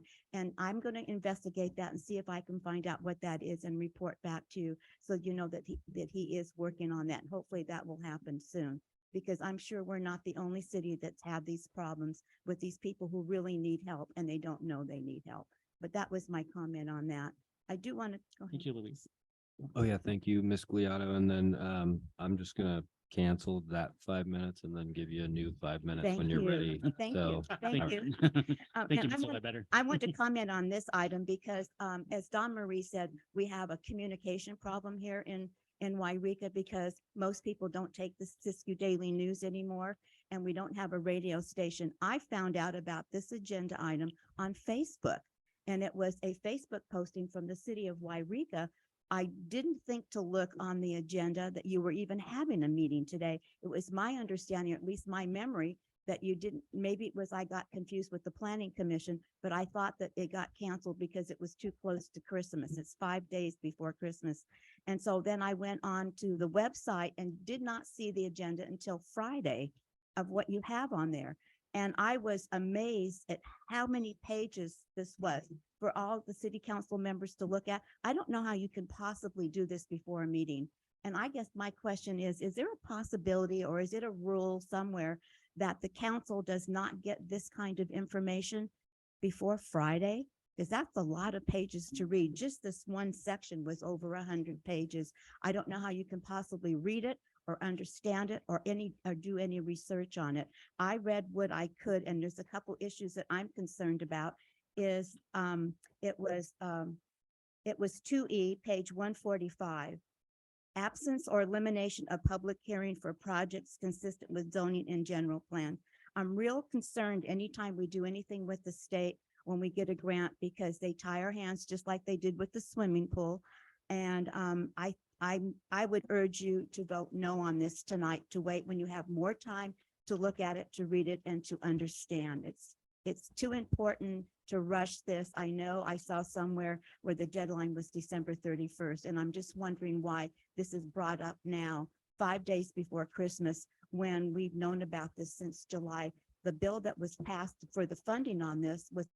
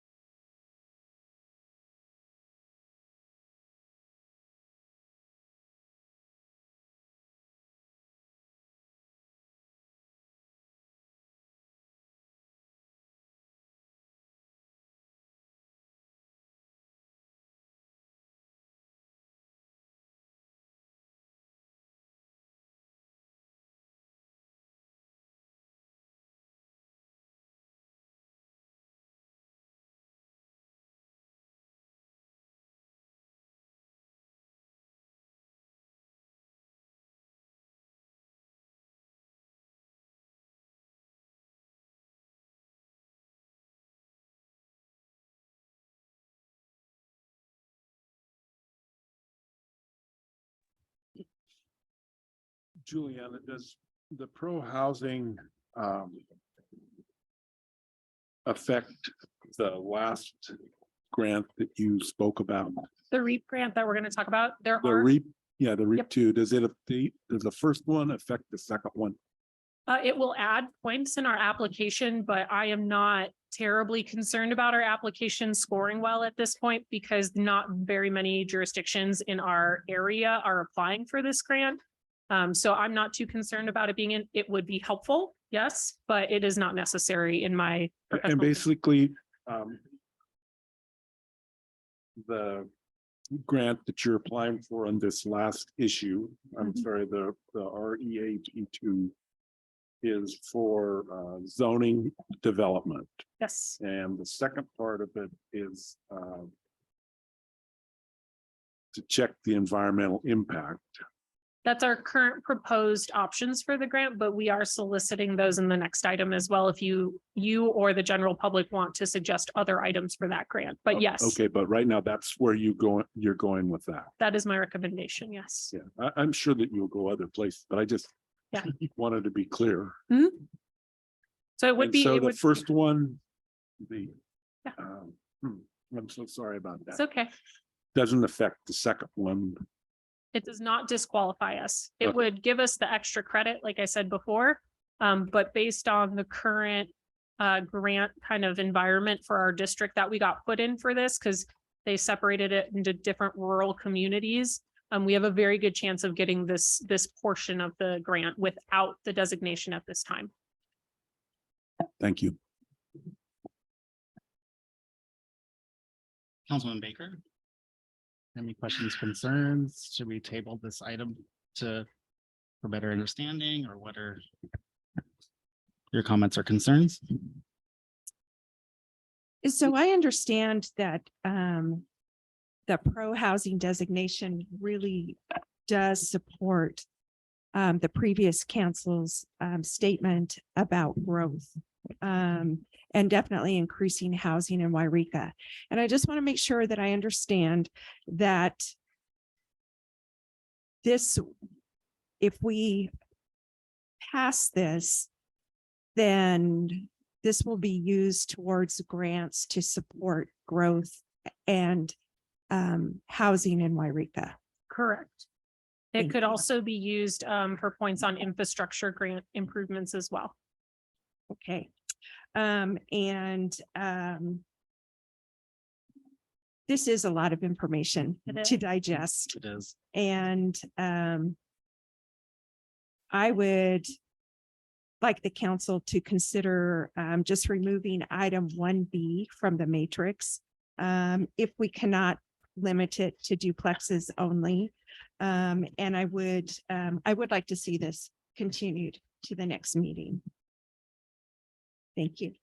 Thank you, Councilman Baker. Councilman Kaeg. I think, most of it I'm good with. I read through and understand and whatnot. I think due to, some concerns, because I did get some response to prior to the meeting about wanting to go over this more thoroughly. So I think we should bring it back. Thank you, Councilman Kaeg. Pro Tim McCoy. I have gotten calls on both sides of the fence. When I look at the triplexes, it doesn't bother me because we already have them here. We have them on Lang Way. I think we have them going up to it. I'm speaking as a flatlander. I've only lived here 37 years. So I'm a flatlander, but I know there was a post office worker who lived here and built at least 2 triplexes. Very nice, probably nicer than my house. Beautiful flagpoles out front and things like that. So I mean, I can understand what you're saying about it, but and we've got duplexes everywhere. We've got them in the Lewis homes. We've got them across from Mary Ringy Park. We've got them up Sierra Vista. We've got them. I mean, we've got duplexes like crazy. So I don't know. The other thing that I'm looking at is we have residences on Minor Street. Now, I don't mean up Minor, I mean in the business section. So we have people living in legal domiciles above their buildings. So Is that my time? Sorry. Just hit me. Just hit me over the head, Corey. So, I mean, so with that, I'm thinking, I don't think we're losing anything. Again, with the triplexes, I don't think we are. I'm going to be very honest. I know that this community, the most vocal part of this community does not support growth in the community. I've been told that. Our previous council received death threats regarding that. They specifically targeted certain members. They targeted the whole council, but they targeted certain members by name for death threats and what they would do if this city grew. I've lived here 37 years. I have not seen this city grow. In fact, under the Quincy Library Plan, I've seen this city shrink. I used to see 50 to 100 logging trucks go up and down Main Street. Now, if I see 1 to 3, it's a banner day. We've somehow got to diversify. We have a company like Pfeiffer that wants to bring in 100 new jobs. We have other companies that approach us. I know we have a lot of service sector, but that's a lot of America now. I'm probably going to make some enemies here, but I'm retired, so I don't have a life. So I've gone through this. I've also met with the planning commissioner, and I've met with the city planner, and then I've called them with other questions. And so I mean, and I understand it's a lot to go through. I have another board I sit on, Louise, and I get a 60-page on Thursday, and I have to meet on Monday with that other board. So yeah, it's a lot. So you have to sit down, you have to make the commitment, but that weekend you're going to do it. So Mr. Mayor, I am going to ask that we continue with it tonight to get a vote. All right, thank you. Well, I think we have a consensus of majority. And I like to be fair to our new council members because it is overwhelming, and to get a packet this big, like you said, was overwhelming. I would ask that I mean, I've read through it too, but I think there's some questions, and maybe there's some members of the public who would like to call you as well. Yeah. With their concerns with the being they just had it. So I would ask that we bring this back, Mr. Ledbetter. Absolutely. If it pleases the mayor, that's- we'll put it that's, on the 1-3 agenda. May I request a clarification? Yes. Mhm. Councilmember Baker did bring up removing the eligible points for program 1B, which is the missing middle housing. Would you like me to bring the item back with those points removed? No, because I think I would like to research that a little more without, I don't want to have it removed. I would just like to bring it back and then. And we may have a response from Mhm. HCD by then on Okay, what yeah, perfect. the intended purpose of that is. So if you can just hold it at duplexes or not, I'll get clarification. That should give us quite a bit of time to hopefully get an email from them. Okay, But that's hopeful thinking with Perfect. them sometimes. perfect. So we'll bring that back on the January 3rd meeting, Mr. Ledbetter. Yes, Mr. Mayor. All right, thank you. And, all right, and now we go to the second portion of it. The agenda title is the Regional Early Action Program, REAP 2.0 Grant Application. Great, thank you. So this is actually due by the end of the month, so we do need to take action on whether you would like to do these projects today or not, or if you would like to do different projects. So the Regional Early Action Program is a flexible program that seeks to accelerate progress towards our state housing goals, climate commitments through strengthened partnerships between state, regions, and local entities. The program is a very, very large program, as you can see from the grant guidelines, but we are not proposing to do programs in all of those eligible areas, which I think may have been a confusing point for some people. So some of the eligible programs are to accelerate infill housing development, which infill housing, the definition of that are vacant or underutilized properties within the city proper that are currently surrounded by development. And so an example of that style of property would be the radio station property, which has the radio station. It has a very large vacant land around it, but yet all of the periphery is developed. So that would be considered an infill lot. And so that's what that means when we're prioritizing those lots over others. Part of the activities are reducing vehicle miles traveled, VMT, which is the new measure for transportation impacts in California, increasing housing supply at all affordability levels, and affirmatively furthering fair housing, and facilitating the implementation of adopted regional and local plans to achieve those goals. So for our members of the public and then for our new council members, affirmatively furthering fair housing, or AFFH, is a new state and federal requirement. And so this is required for all new housing element updates. And there is an AFFH assessment in appendix, I believe, B of the draft housing element. We are making some edits to that based on HCD comments. They wanted to see a little bit more analysis on that. And that is related to economic factors of success for different homeowners and property, or sorry, not homeowners, but households throughout the city. It also looks at segregation and ethnic diversity of the community, as well as other state mandated sections. And so that's what that means. And so this program, this is the one that's related to the July 2022 release for the grant program. And there was a little bit of kind of pieces around that. So when the program was released in July 26th of 2022, it was not released in its entirety, and that's very typical of state grants, as they will release portions of the grant guidelines, but they did not release all of the information that was made available to us, as well as the application and resolutions. Actually, the resolution that's before you tonight with this item was not even released from HCD until last week. So we got that right on Tuesday, Wednesday for your packets. And that is the standard resolution that's required for this application. So HCD is currently very busy with a lot of deliverables, and so they will basically stagger when they get these things available.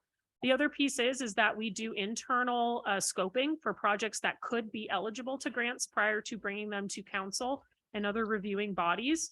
And for the REAP 2.0 grant, I've also solicited our on-call planning services contractor, Precision Civil Engineering, also known as PCE, to help develop the budget and scoping for the grant itself. So there are 4 eligible activity areas. As I said before, we will not be applying for any of the eligible activities in items 2, 3, and 4 listed on page 151 of your packets, unless there are members of the public who so wish us to, or if it's at the purview of the council to apply for programs within those. We do have time to quickly turn around the budget to get that done.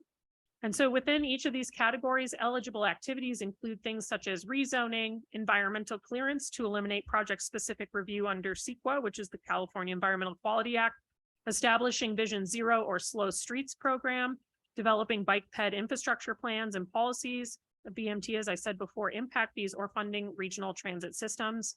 And I listed some ineligible activities, our plans, policies, and programs that would increase roadway capacity, ongoing city expenses, or costs associated with increasing automobile parking or street construction. So it is a no match grant, and we are eligible for a maximum of 5% indirect costs for the grant, which means that the finance department and myself can get reimbursed for invoicing and preparing reporting for this grant. We have not been applying for those indirect funds in the past, so we are requesting as part of the grant application, the maximum 5% allocation to cover that. And then Precision Civil Engineering will be assisting on the project if we move forward. And so the timeline for this grant is that the grant is due by the end of the month. We did actually put out advertisement for this. We did English and Spanish notices for public comment for potential project activities beginning December 5th, 2022. Notices were placed on the city's website, City Hall, on the city's social media page, and posted in the Siskiyou Daily News in paper form and on their website. And this meeting tonight is an appropriate area for if there are additional ideas for this grant, those can be submitted. And if the council so chooses, we can add them to the project. Our recommendation is in collaboration with our on-call consultant. We are recommending 2 activities which meet the different eligible uses. Is we would like to comprehensively update the city's zoning, development, and subdivision regulations, and also pay for a programmatic environmental impact report, also known as a PEIR, for the general plan and code updates. This second PEIR is required for the general plan and any code updates that we move forward with in the future. And so if this is not funded through a grant, this would come from general fund dollars, which we've earmarked for about $160,000 to accomplish that. And then the first option, which is the comprehensive update to the city's zoning, development, and subdivision regulations. Our subdivision regulations have never been updated. They were instituted in 1983 and they have stayed there. And so those are overdue for update. Our development code is a collection of different ordinances that range from being updated since 2012 back to the mid 1900s. Super fun to deal with. It's fine. And then our zoning code was last comprehensively updated in 2004, associated with the 2002 general plan. By law, you are required to update your zoning code within 1 calendar year after the adoption of a new general plan. This grants us the ability to kind of combine those pieces and get those done all at the same time while being covered for the cost. And these are, if you're interested, titles 11, 15, and 16 of the municipal code. And so we are not recommending any specific updates to these at this time. Part of the process is we're recommending public outreach efforts as part of the cost of this, which includes letters to all parcel owners, notifying them of zoning changes and requesting their input on what they would like to see for their property. And we're also proposing secondary letters to all parcel owners towards the end to kind of update them on the process. But we're also looking at doing several public workshops and public input related to this. So there are no specific items in the grant application that are committing us to anything. It's just basically meeting new state mandates and then addressing those public comments we get through the update process. And so this will go over a series, I believe we have it earmarked for about 1.5 years. So we would theoretically start at the beginning of the grant award, which would be mid next year, through 2024 would be the timeline for that, with the PEIR taking place in most of 2024 and worst case scenario parts of 2025. And so, as I said before, the second recommendation is a PEIR that would analyze the general plan code updates. We're also going to propose to add specific vacant properties that could be developed for mixed use and housing developments, which we have Housing Tools, our other housing contractor, working on right now. You'll get a vacant site analysis in January or February that looks at all vacant or underutilized sites, which include commercial buildings, like the Shopco, for example. And it will also show which ones of those are eligible or most eligible for different grants that are available for housing and mixed use development at this time. We would include those properties within the PEIR as well, and that would basically eliminate any CEQA compliance for projects that fit within the zoning code and general plan that is adopted. And so that would basically streamline the environmental compliance for those options. So again, the council should open the public comment section to elicit any additional ideas or if there is support in the public on the grant activities that we're proposing. And then the council can then discuss and agree whether you would like to, 1, move forward with the grant application, 2, if you would like to go with staff recommendation, or 3, you would like to amend those staff items to include other activities or to change the activities out. Again, if you do not want to go for this grant, that is fine. You can make that decision tonight, and I'll open it up for questions. Thank you, Julia. So I will go to public comment first. Public comment.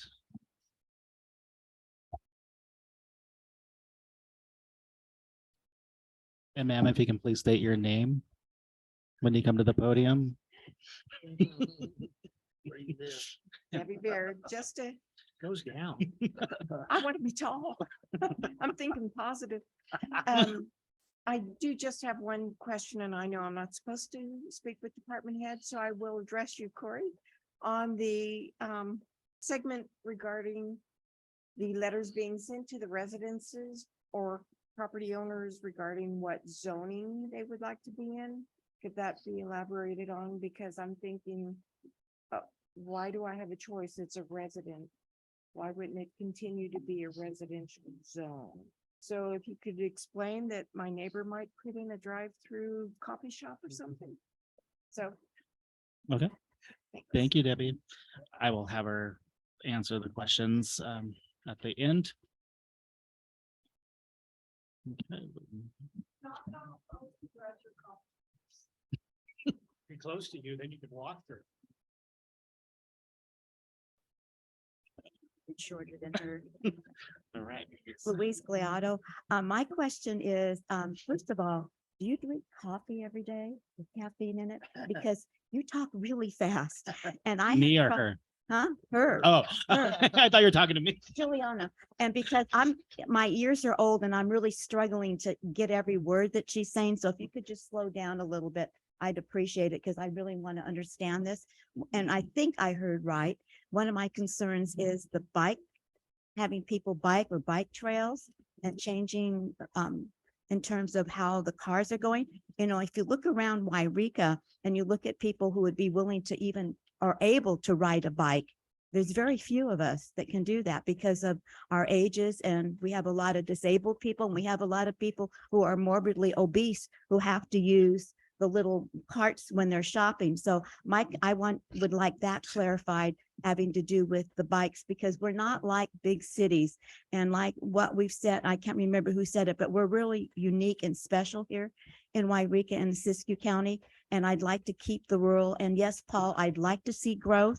I've been here for 15 years and I've watched the shoe shop close and the theater close and everything, and the Blue Goose and all that. And I'm really disappointed that all these things went away when I moved here to Yreka. And we used to have mining. We don't have that anymore. And we're having trouble with the farmers and ranchers getting water, and they're dealing with wolves. So I'm concerned about what's happening with Yreka. And so again, I would urge you to wait on this, because again, there's a lot to think about, and Juliana did a great job talking about all this, but to me, it was overwhelming. And I can't imagine how you on the city council are feeling when you've just gotten this information and trying to make the right decision and to digest all this. Anyway, I would urge you to delay on that. Again, the timeline is December 31st. I got confused and I thought it was the other one, but it's a lot to do. And if you look around, there's very few of us here in the audience. And I think that the community needs to hear more about this and have more input. Thank you. Thank you, Louise. Any other public comment? All right. Juliana, I'll have you answer the two questions from the audience members, then I will open it to the public or council. So our staff recommendation is not to do anything related to the transportation pieces. We can add those if that's what the council wants as your purview, but when looking at the eligible uses, the grant application timelines, excuse me, and where we're at with the general plan update, I don't think we're quite ready for that in this grant application. There is another grant called the Sustainable Communities Planning Grant through Caltrans, which also funds transportation-based planning activities. And right now we're working on a scope for that project as well. And that could be included in that, but that would be just kind of a mobility plan piece, but that is not proposed for this grant application. So we have a couple of months that we're working on that grant application for your review. And then in terms of the letter to property owners, so the way that planning and zoning works, and we've talked about this a little bit, but for the public and the new council members, so in the planning world, we have the general plan, which is your overarching development and growth document. And so that within there is what we call a land use element or a chapter related to land uses that you would like to see in the future in the next 20 years as part of the visioning process. And so under that, each area of town, each area of town is designated as residential, commercial, industrial, different pieces like that. When we go to the zoning code, that's what we call an implementation document. And so any zoning that's for a property is only allowed within a certain amount as long as it correlates with the general plan. So for example, Debbie's neighborhood is a land use designation of residential. And so therefore the only zoning designations that would be eligible are residential zones. Now there could be small scale commercial uses within those zones, but we're getting ahead of ourselves and that would have to be dealt with during the update process. If people would like to see that, if you would like to see a drive-through coffee shop, that is fine, we can do that. But what we're proposing to do with the letters is as we go through the process and do more research and work with planning commission and workshopping, the letter would basically outline, you have a proposed general plan designation of residential, and you have the ability to possibly have these residential uses within your city. And then we would solicit input on whether they are okay with that zoning designation or would like to advocate for a different zoning designation. For example, we've already had people as part of the general plan process advocate for zoning changes on their properties, and they may do so at any time. But again, it comes back to what is appropriate for that neighborhood and what is within the confines of what we're working with in our general plan. And it goes through planning commission. It is publicly available for a number of months, and it is also available for the city council. So there's going to be a number of different points of kind of checks and balances where if, for example, just for, because this is the example you use, for Debbie, if Debbie wants to stay a kind of a medium density or low density residential, I don't have the exact one off the top of my head at the moment. And her neighbor wants a commercial use and no one else wants that. The person who wants commercial would not get that because that's what we call spot zoning. That is illegal. We cannot do that. And so that's when kind of democracy kind of comes in. So if you have a block of people who all agree and the planning commission and city council also agree with those block of people, then that person who wants a commercially zoned property is unfortunately kind of out of luck at that point. Now we'll work with people as much as we can to accommodate them, but sometimes you just don't have a compatible use within a neighborhood. And so that's all part of the public outreach. That's all part of public conversations. And that's also just working with individual property owners to understand, you know, maybe why do they want the drive-through coffee place? And maybe there's a different property that they could purchase instead for that where it's more appropriate to do that use. May I ask a couple questions as well, Mr. Mayor? You may. Thank you. And some comments, I guess. My understanding, Miss Lucchese, is that we're going to have a task to really look at zoning throughout the entire city after the general plan, regardless of this grant. Is that correct? Correct. So again, when you update your general plan, which your general plan expires this year in, you know, less than 2 weeks, you will be out of compliance, which is okay. HCD knows that and we're okay because we're in the process of updating it. So within 1 calendar year of your general plan adoption, you will have to update your zoning code to be compliant. So we will at some point need to do this. It will by law have to go through a CEQA process.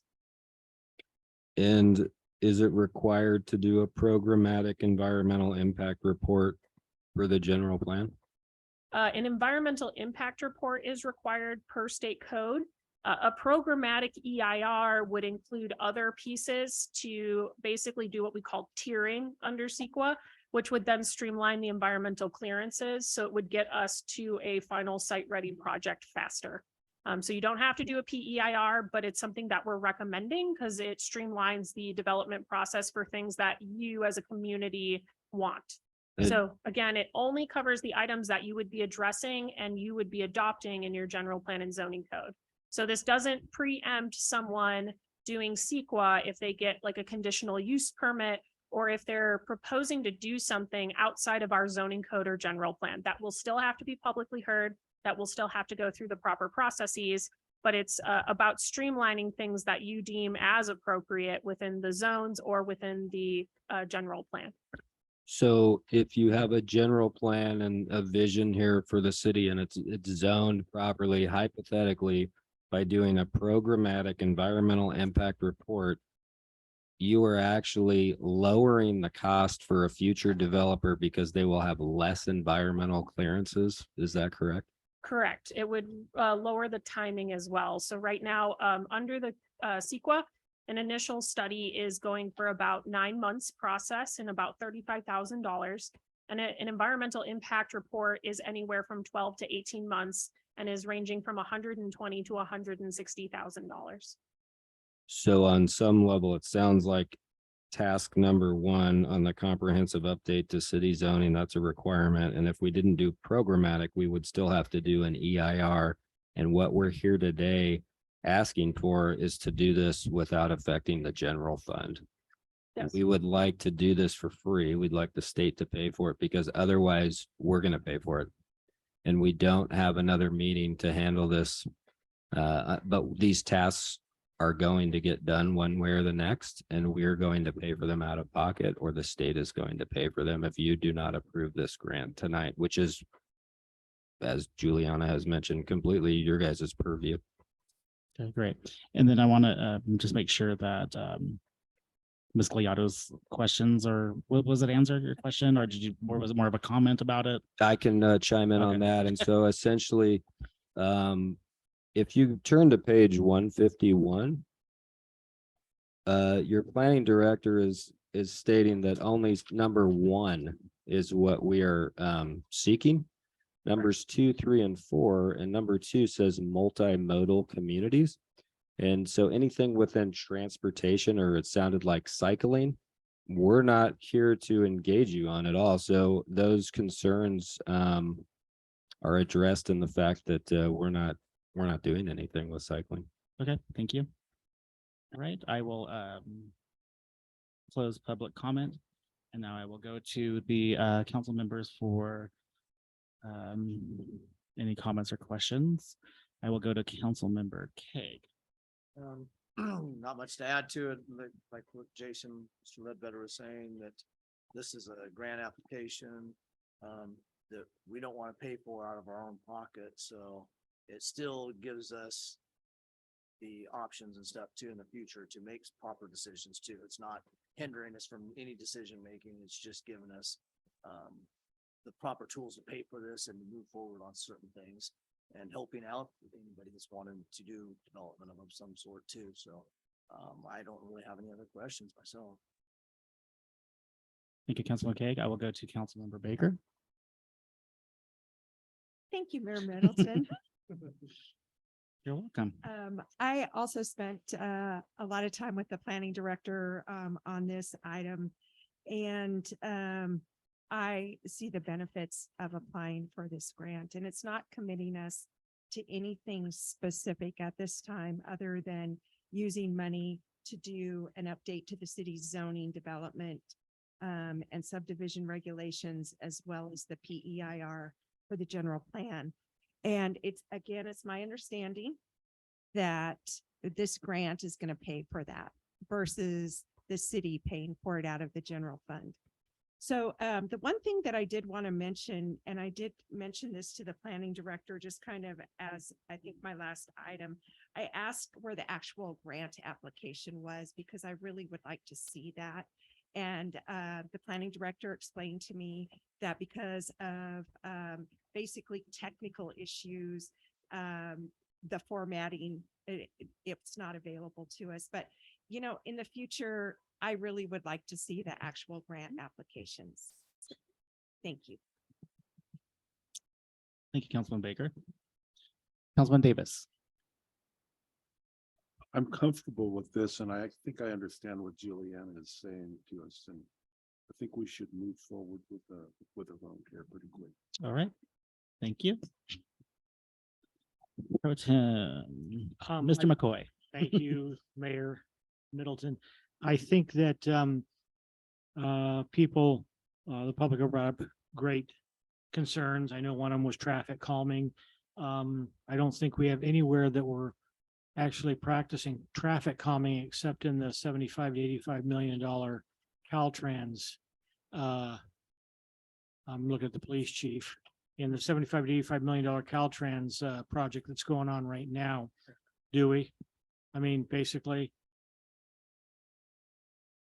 Are you asking him a question? Are you Yeah, asking? Yeah, there's traffic. I'll ask Ms. Lucchese. Yeah, that's the only place we're really looking at traffic, and that's not part of this. And actually, there is a proposal going to the planning commission in January for some traffic calming options that Fairchild has requested. Mhm. And so it is not widely done throughout the city, correct? Gotcha. Okay. And then I wanted to make a comment as far as bike paths go, that when I was principal at Jackson Street, vice principal and fifth grade teacher, through a period of probably 15, 20 years, we wrote many grants with the city prior to Mr. Baker being here. And they are called Safe Paths to School. And the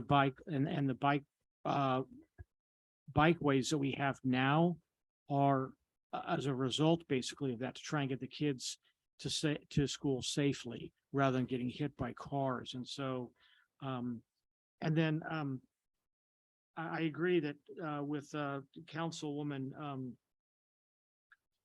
Baker, I'm sorry, Councilwoman Baker, that no specific items commit us to anything specific. So and it doesn't sound to me, when you answered the question for former Councilwoman Baird, when we talk about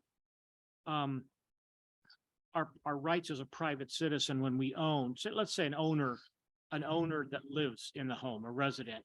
It doesn't trump necessarily any of the other documents we might have like CCRs or anything. I mean, I know I have CCR. I live in the McGinnis-LeBaron tract, which was, I think, first built in about 62. We have CCRs on the property going back to 1962. And I would say it's not going to trump the CCRs, correct? It does. Oh, it does? Okay, Yes, okay. so CCNRs and HOAs are considered civil matters Mhm. and they do not preempt state or local laws. So CCNRs are not enforced by the city, nor are they recognized by the city. The only time that we enforce or recognize CCNRs is when they're illegal, which for historical purposes, a lot of CCNRs were put in place to prevent single parents from owning homes and people of different ethnic backgrounds and nationalities. Those are very illegal. You cannot enforce those. And so CCNR, so if a zoning changes to allow a property owner to do something that the CCNR says it cannot, it is up to those who are enforcing the CCNR to enforce that on that property. And the city does not do that. So those are all civil matters that we do not get involved in. Okay, that's great. That's a good answer. Yeah. As far as the CEQA goes or the programmatic environmental impact review, CEQA would be done probably, I would think, by a company such as N-Plan or CH2M Hill. Would that be the same for a programmatic environmental impact report? Yes, I don't believe we're gonna sub it out. PC&E did go through an open competition and RFP process, and they Okay. do actually have internal CEQA staff that can provide that for us on an Okay. on-call basis.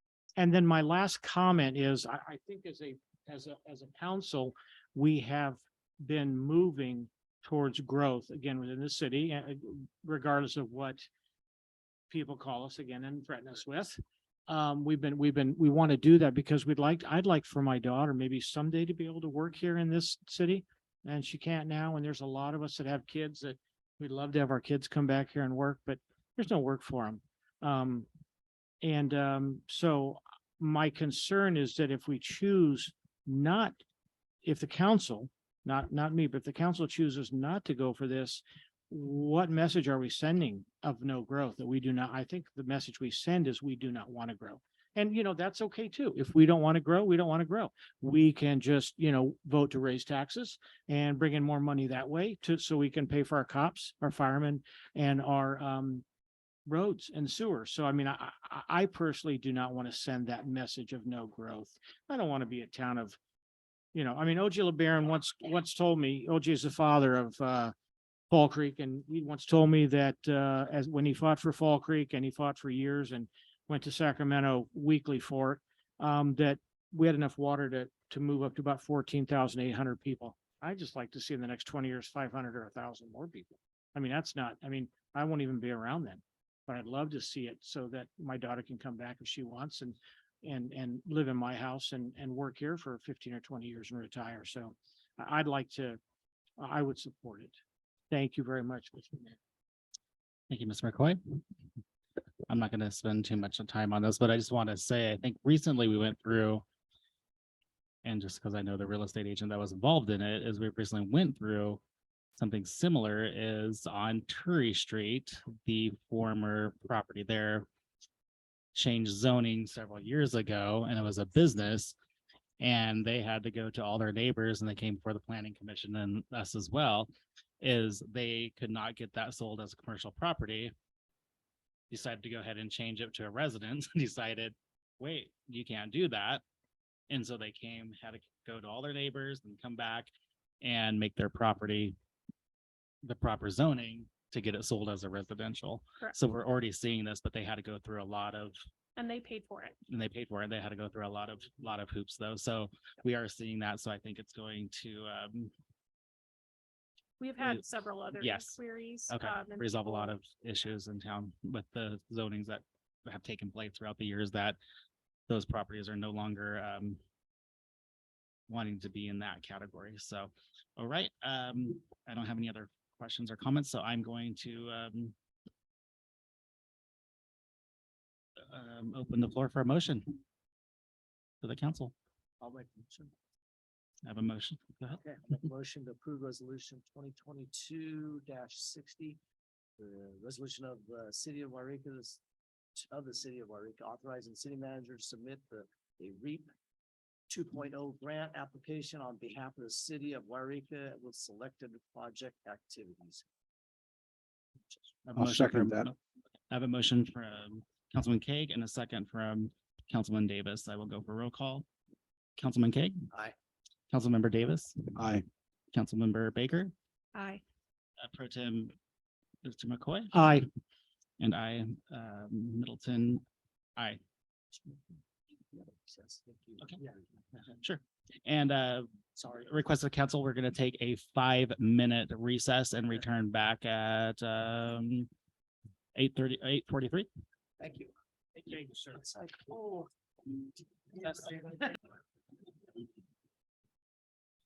Okay, we'll return to session and we are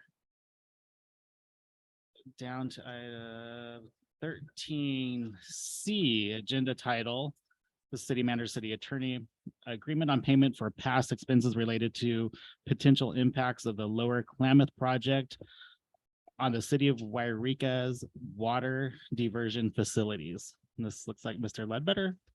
Yes, thank you, Mr. Mayor and Yreka City Council. This is Jason Ledbetter, the city manager. I don't believe Mr. Henyon is on the line, but if he is, hopefully he'll be available to answer questions. I'll introduce this item.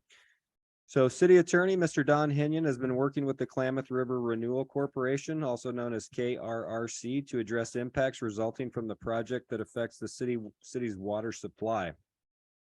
Mr. Henyon has expended time and sought services from Gretchen Umlauf, a fish hatchery specialist, to ensure the continued operations of the city's diversion facilities on Fall Creek, considering the presence of fish in Fall Creek following the removal of Iron Gate Dam and the reconstruction of Fall Creek Hatchery. Within the Klamath Hydroelectric Settlement Agreement, the agreement calls for assessment, mitigation, and/or funding to address any impacts resulting from implementation. And the city of Yreka and KRRC have cooperated in assessment of options to avoid any potential liability arising under the Federal Endangered Species Act. Excuse me, related to the city of Yreka's continued operation of diversion facilities on Fall Creek, taking into account the presence of fish on Fall Creek following the removal of Iron Gate Dam and the reconstruction of Fall Creek Hatchery. The KRRC is working with the National Marine Fisheries Service to advance NMFS's preferred method of ESA compliance at the diversion facilities, namely an amendment to the existing biological opinion and incidental take permit related to the Iron Gate hatchery. And before the NMFS established this preferred method of ESA compliance. The city of Yreka incurred expenses for activities of its city attorney and a technical consultant, Miss Gretchen Umlauf, to prepare a habitat conservation plan as a potential method for compliance with respect to the diversion facilities. And the city attorney has provided the KRRC with appropriate documentation of such expenses. This resolution and agreement cooperatively seeks to compensate the city to a large extent for its cost and enters into this agreement willingly, as the city of Yreka and the KRRC did not have an agreement in place at the time the city incurred such expenses. So in short, we are asking for the recommended action, which is essentially receiving $92,500 from KRRC for our city attorney Don Henyon's time on this matter. And the recommended and requested action this evening is motion that the city council adopt a resolution approving the agreement on payment for past expenses related to potential impacts of Lower Klamath project on the city of Yreka's water diversion facilities. Thank you, Mr. Ledbetter. At this time, I will open it up to the public for comment.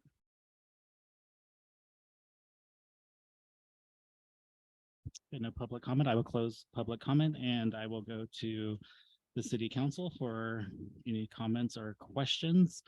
I will go to Councilmember Davis.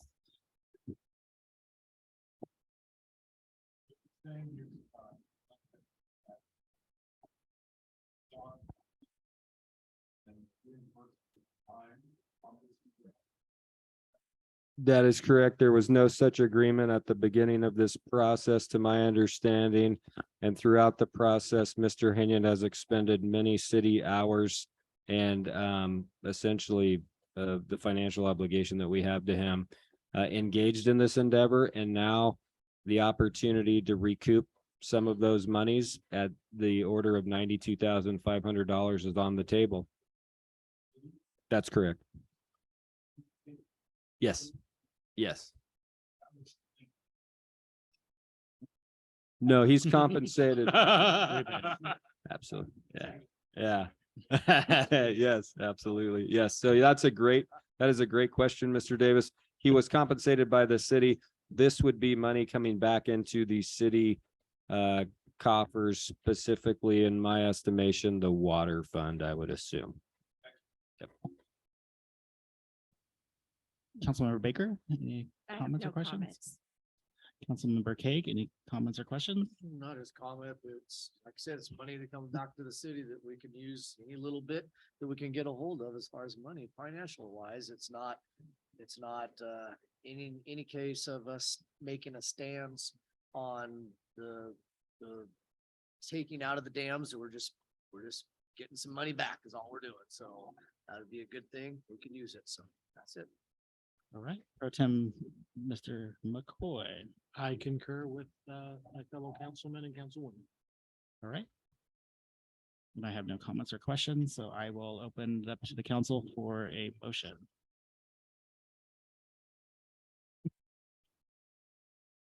This is, you gonna do it, Dwayne? I'd go for it. This is Councilman McCoy. I will make the motion to adopt a resolution 2022-61 of the City Council of the City of Yreka to approve the agreement on payment for past expenses related to potential impacts of Lower Klamath project on the City of Yreka's water diversion facilities. I have a motion from Pro Tem McCoy. Do I have a second? I'll second with them. And a second from Councilmember Kaeg. I will go to roll call. Councilmember Kaeg. Aye. Councilmember Davis. Aye. Councilmember Baker. Aye.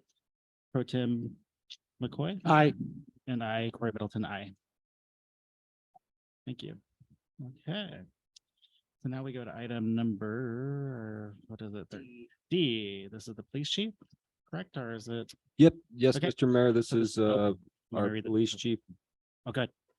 Okay. Oh, so agenda title, this is the procurement of Sunridge RMIS/CAD software as a sole source provider for Yreka Police Department and utilizing the city's federal asset for future reserves. For future, I spit it out.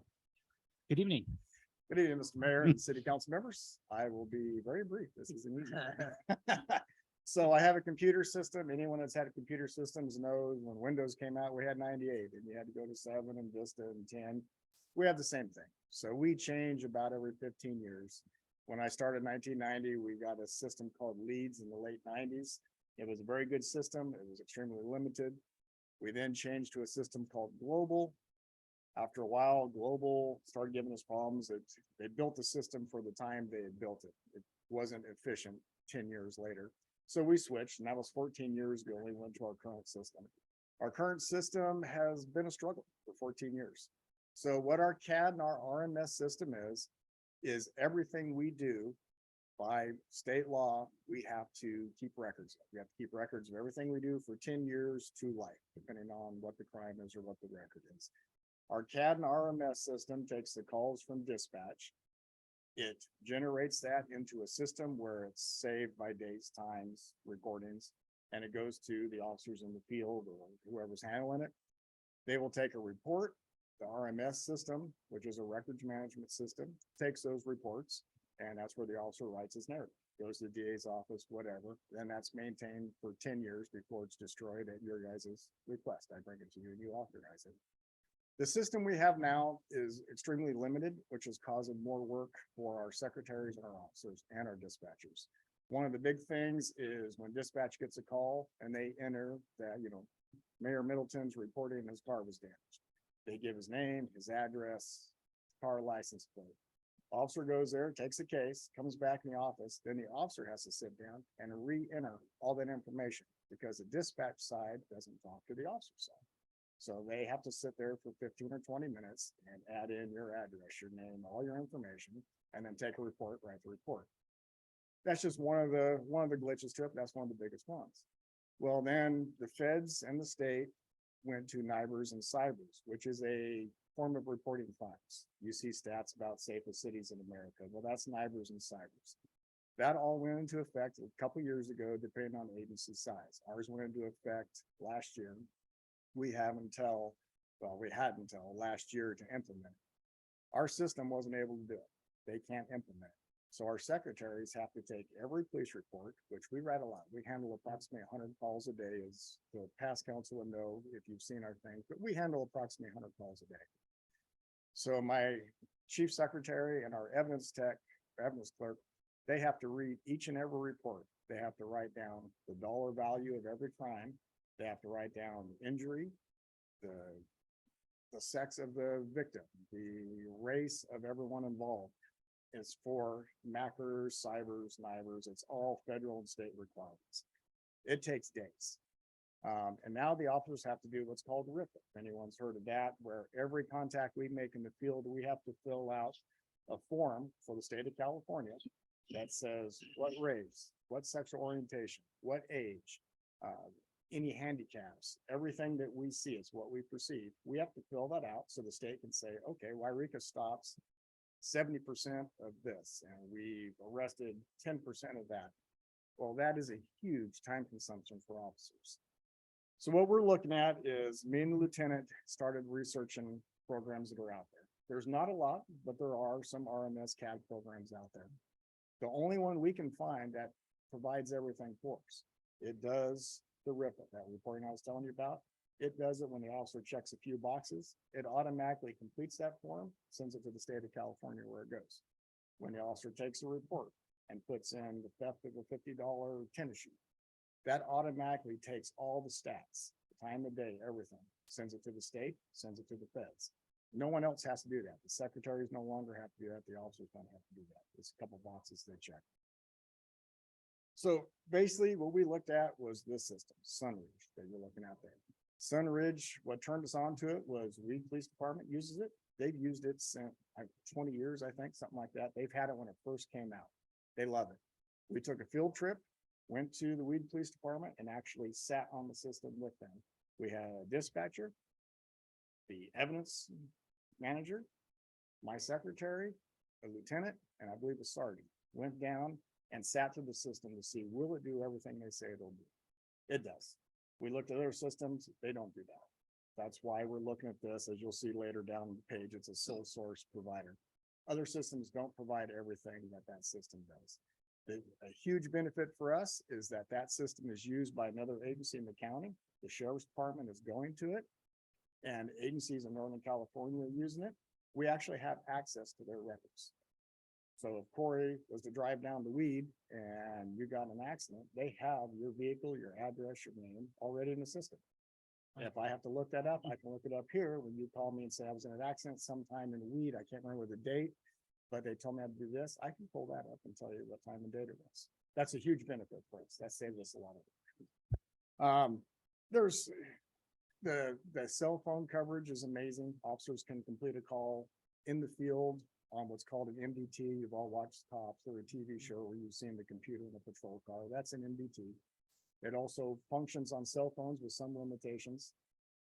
So basically, it's the best system we can find. We've spent over 6 months researching them. We've looked at them all. We've actually sat down and viewed this one, talked to other agencies. With the work of Retta, who's been amazing, I have asset seizure or asset forfeiture seizure money. This is illegal money that was used in illegal crimes, illegally gotten, that we've seized from criminals. I can only use that for a few things. The feds and the state, there's two different asset seizures. The feds and the state limit what I can use my funds for. It has to be for crime prevention, crime fighting. There's just a couple of things. One of them is these computer systems because they're so important. So I have the money to pay for the system itself. The state asset seizure money would pay for the MDTs in the cars. when we get to that part. The problem we ran into is when we talked to our network, our server at the police department was underbuilt. Our camera system we have throughout Yreka, which we used 2 weeks ago, to help. That camera system takes so much data onto our server that it slows down our server and our cameras get blotchy and it won't talk to the system. So the additional money, roughly $60,000, depending on what it's going to take them to put it in, will come out of general fund. So what I'm asking for from the council is approval to go through this, knowing that approximately 60,000 would come out of the general fund. The rest of the money I have through asset seizures money. So I'm open to any questions. I can give you more specifics. A lot of it is just very confusing for a lot of people. So I'm trying to skip all that. All right. Thank you, Chief. I will open up to the public for any comments for Chief Gilman regarding the agenda. Okay. Thumbs up, no questions. All right. I will close public comment and I will bring it back to the council members for any questions for Chief Gilman.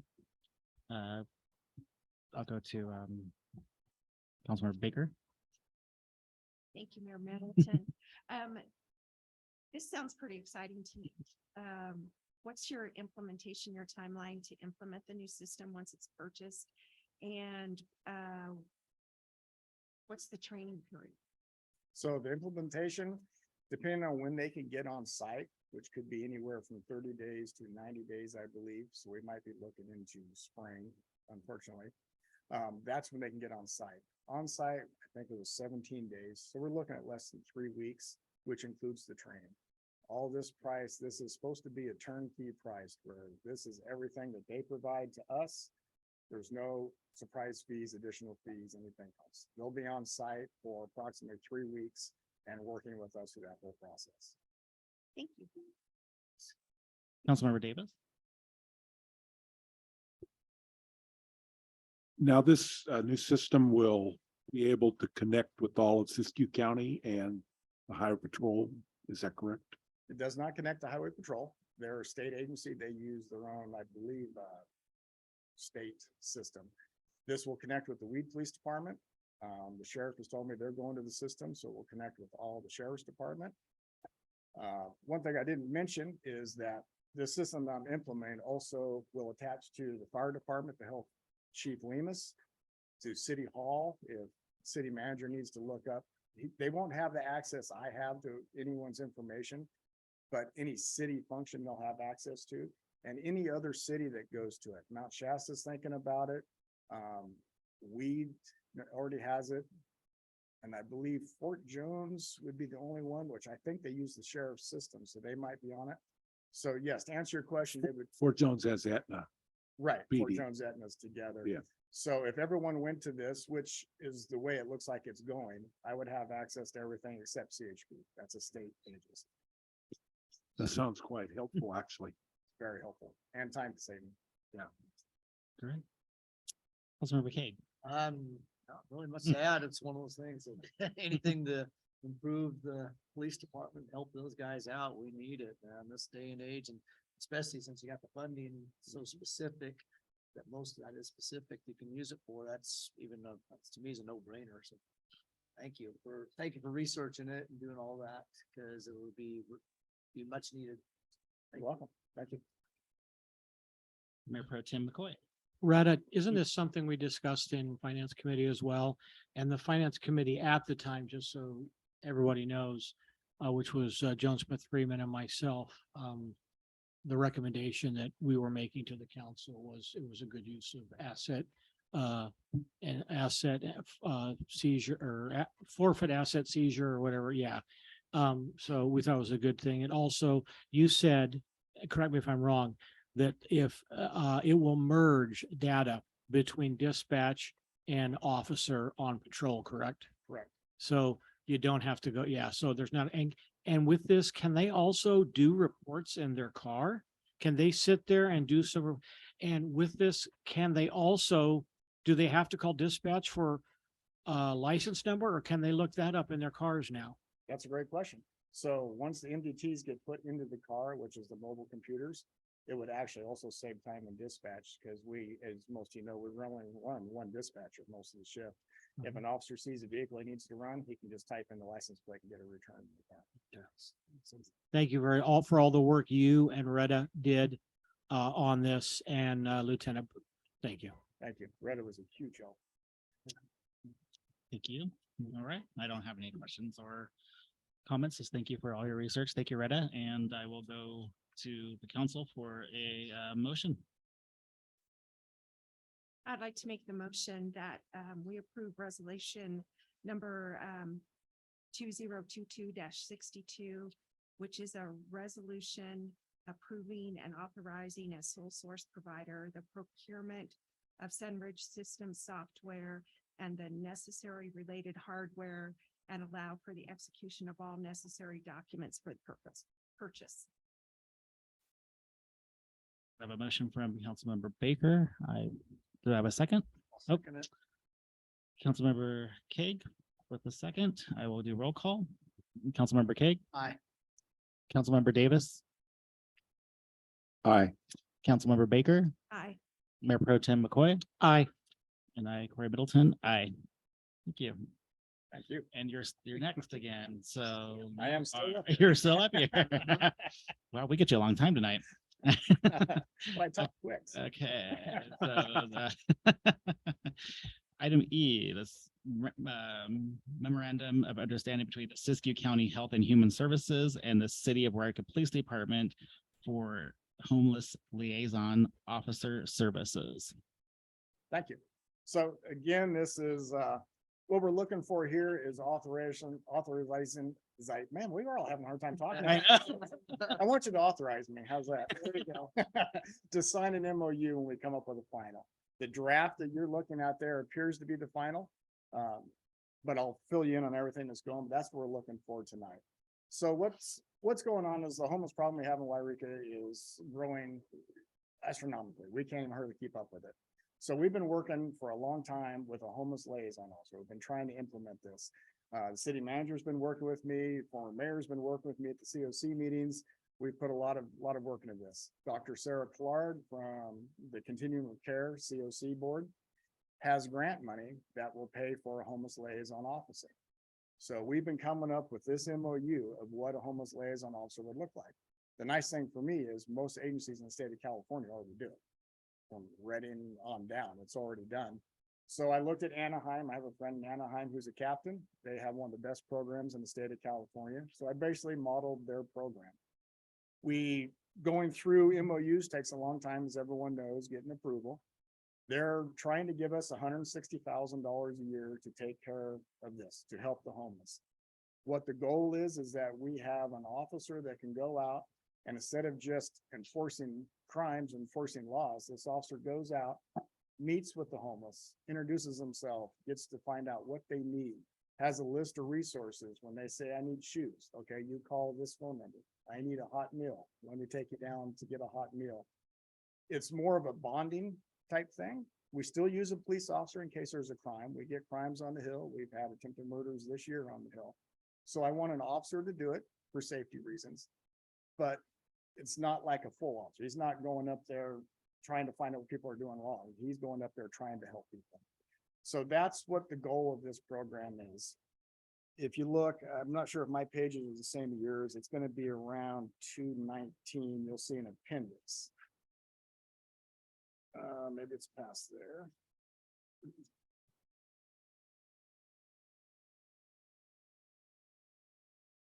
224. Thank you. Good job. So that shows it's Exhibit A, and this is what we've attached to the MOU. The MOU is standard language that it'll be an officer that the city agrees to provide stats, provide hours to the COC board every month, so they know that they're getting what they're paying for. It's also grant money, so I have to meet those needs of the grant that it is, we are doing something, so I have to show the stats. The Exhibit A is what we've agreed to do as a police department. It lists the number of hours on here, what the officer's responsibilities are. There's a training requirement, so the officer will go to Anaheim for an 8-hour training on how to be a homeless liaison officer. The officer will also work with mental health and behavioral health, I should say, on training through them. the training that they want to provide to the officer. He'll be part of the point in time counts, which, Councilmember Keg works on. So he'll be going out trying to find out who's homeless on a certain day of the week, if you know what point in time count is. These are all the things that we've promised to do. So far, everyone's on board with this. This is very easily done through my department. The program, the city manager and I did a soft implementation, kind of like when we started a school resource officer. It was something that was needed, and we just took the bull by the horns and said, we're doing it. So we actually implemented this back in October, somewhere around there, somewhere between August and October. A huge success. It was amazing. I was talking in the meeting, I think it was last month or some, that when we started this program, a lot of people said the homeless will never talk to a police officer. They think you guys are, there to arrest them. I had officers actually say that no one's going to want to be a homeless liaison officer because it's not what we're trained to do. Just the opposite has happened.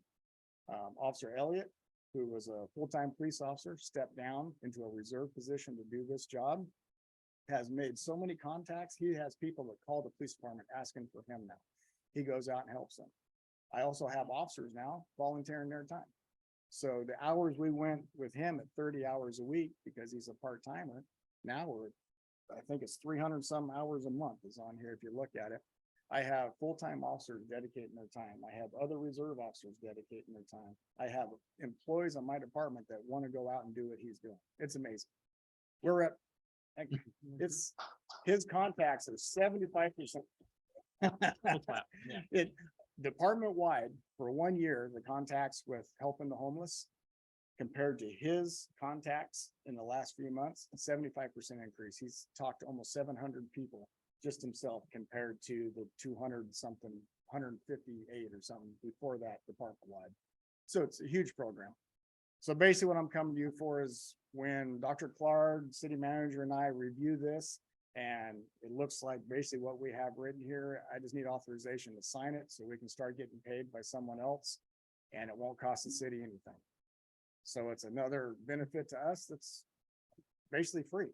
We're putting a lot of effort into it, but it is being compensated. Awesome. Thank you, Chief. I will now open up to the public for questions for Mr. Gilman regarding the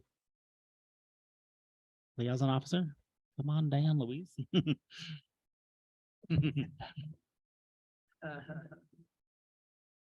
Well, I just wanted to comment about Officer Elliott, and this is a little bit off subject, so don't be having your Okay. gabble on me, Okay, please. I'll But be lenient here. I got hacked in August, big time, and it was very elaborate. So elaborate that they were going to get $74,000 from me. And they told me that they had gotten into my account and they had bought Bitcoin. Well, the reason I'm bringing this up, and are you aware of what Officer Elliott did for me? Well, anyway, this is a really weird story, and I told Joan Smith about it. What happened was I was on the phone and I thought I was on the phone with the fraud division at my bank. And I get up, my doorbell rings and there was a police officer and it was Officer Elliott. And he said to me, I got a call from dispatch and he said, I'm doing a wellness check on you. Are you okay? And I said, yeah. He said, well, you've been on the phone and people haven't been able to get a hold of you. So I'm just checking on you. I said, I'm fine. So he leaves. 15 minutes later, I'm still on the phone. And while I'm on the phone, I keep seeing they had me on hold because they were connecting me with their attorneys because we're going to go after these fraudsters that were in India. And what happened was I kept seeing on the phone that someone from New York was calling me a Dr. Hill. And I don't know any Dr. Hill in New York. And it just like every minute they were calling and I could see on my cell phone. So I took the call and it was a woman from New York with a very heavy New York accent. And she said, I'm with such and such and we're with the, save the people kind of thing. And I thought, yeah, sure. She said, well, we know that you're being hacked and don't listen to these people because these are bad people and they're trying to get money from you. And I said, give me your phone number and let me call you back. My doorbell rings and it's Officer Elliott again. And I thought, what is going on? And he said to me, are you still on the phone? And I said, yes. He said, put the phone down and come outside, which I thought was a weird thing for him to say. I put the phone down and he said, the people that you're on the phone with are the bad guys. And I said, how do you know that? He said, I got a phone call from New York. And they asked me to come to your house to save you because you're about ready to give these people this money. And so long and short of it, the Yreka Police Department saved me and offered, and for a police department to come to my home to do that, if I were in a big city, that would not have happened. No, it won't happen. And he said to me, are you okay to drive? And I said, I think so. He said, I want you to go down to your bank now and take care of this. Those people had put on a mobile app on my phone. They were monitoring my phone. Unfortunately, fortunately for me, they couldn't get into my computer because my computer was frozen. And the reason it was frozen, is this being recorded? Yes. I You should, might want to skip over that part. Yeah. yeah, I spilled beer on my brand new computer Shut up.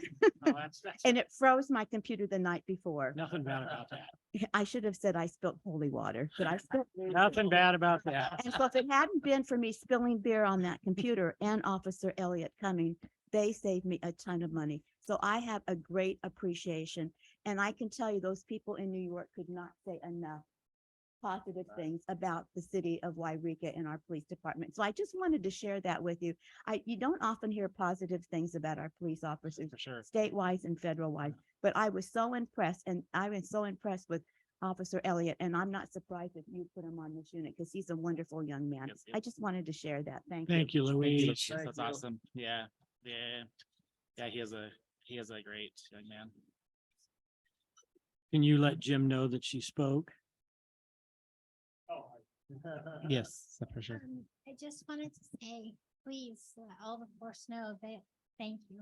You guys do a great job. All of our city does a great job. All of the people that work for the city, the fire department, we have one heck of a system. We really do. And if we could get the county to stand up and be a human, that'd be great. Thank you very much. Thank you, Dobry.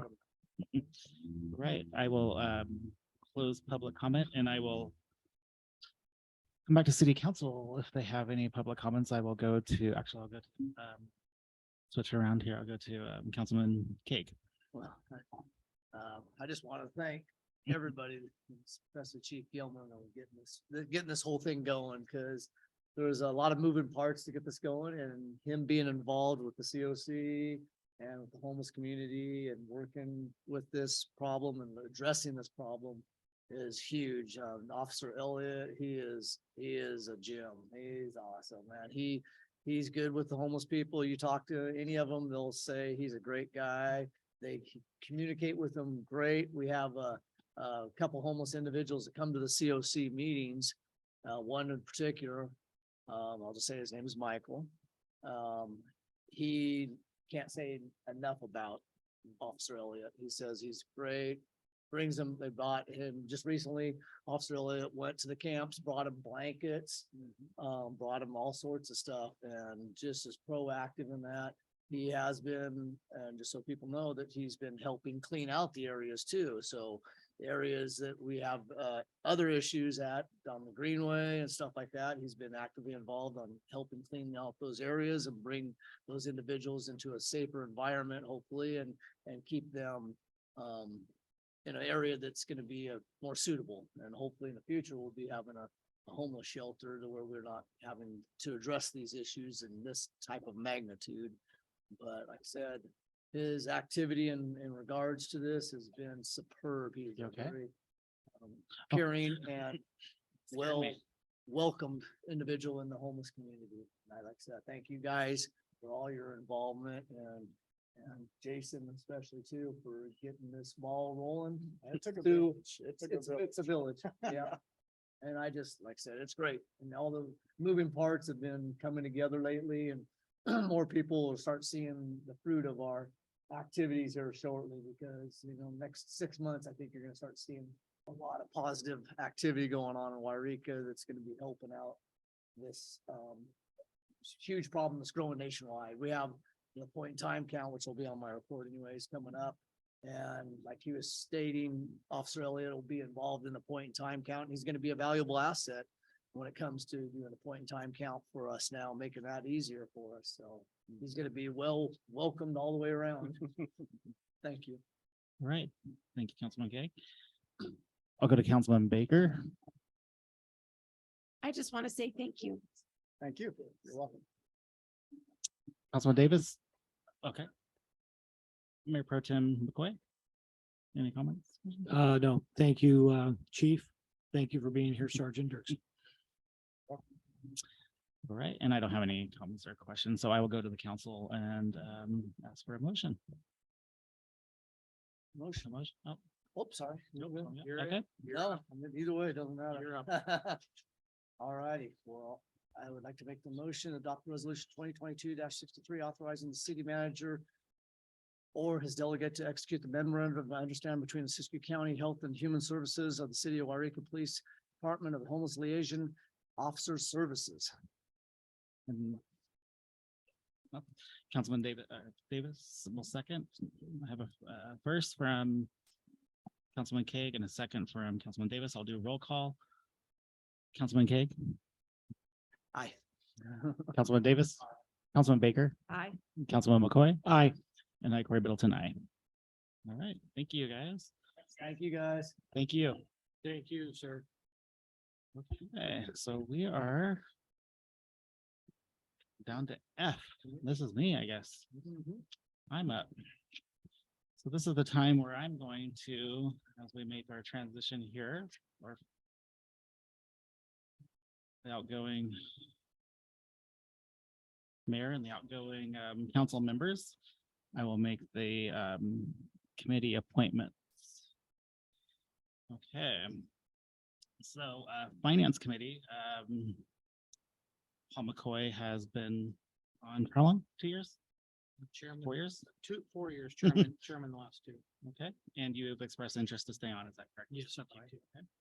I'm gonna Thank you. appoint Mr. McCoy to stay on with the Finance Committee. Thank you. And then I was approached by geez, Councilman Baker that she expressed interest, and I think she would be a good fit for the Finance Committee, coming from her previous department and her past life at the county clerk's office. And I was impressed when you during one of the forums that you said you returned money back to that your department received and returned money back to the county. So that was great. So I think you would be a great addition to sit with Mr. McCoy and Retta and the rest of the Finance Committee. So I will appoint Councilman Baker to the Finance Committee. Okay. Let's see. Fire Department Ad Hoc Committee, there's no vacancy. I just want to go around and make sure that Paul McCoy, Dwayne Kaeg, that you want to remain. Yes, certainly. Okay. They will remain on those committees. That's the Fire Department Ad Hoc Committee. Fire Safe Council, I did a lousy job and I will admit that to being on there. I was appointed, only did a few times. My dad got sick and that was more important for me to attend to, and I kind of disappeared from that committee. I would like to offer that committee to Councilman Davis, if you're interested. The Fire Safe Council is a very important committee that we get represented. The Fire Safe Council, you would be with Jerry, our chief. Lemus attends. George Jennings is still on there, correct? And then Jay Perkins. It's a very important position. And like I said, I did a terrible job. Norm was great at it. I was terrible. I admit that I did not attend, but it's very important to represent our city, to keep our town safe and to be involved. So if you accept that, I would like for you to represent us. Said yes. You said yes? Okay, great. Yes, we I will. We We'll will get you all set the up. information. Well, Jerry will work. with Jerry, me. yeah, I was good at that. They have done fabulous things in this Yes. community.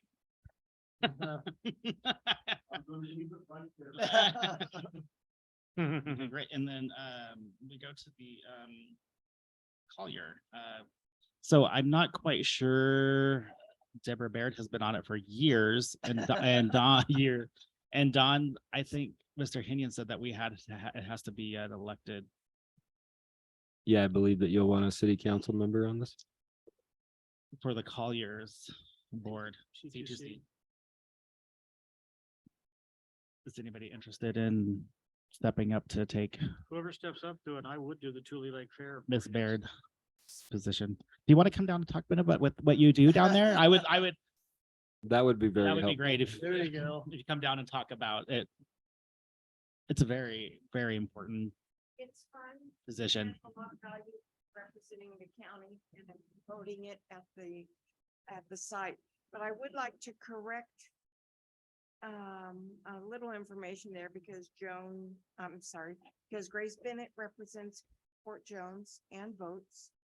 And Rennie Cleveland is not only a voting member representing Doris, he's not on that council either, and he does have the voting right as well. And that's a joint powers authority recognized by the state.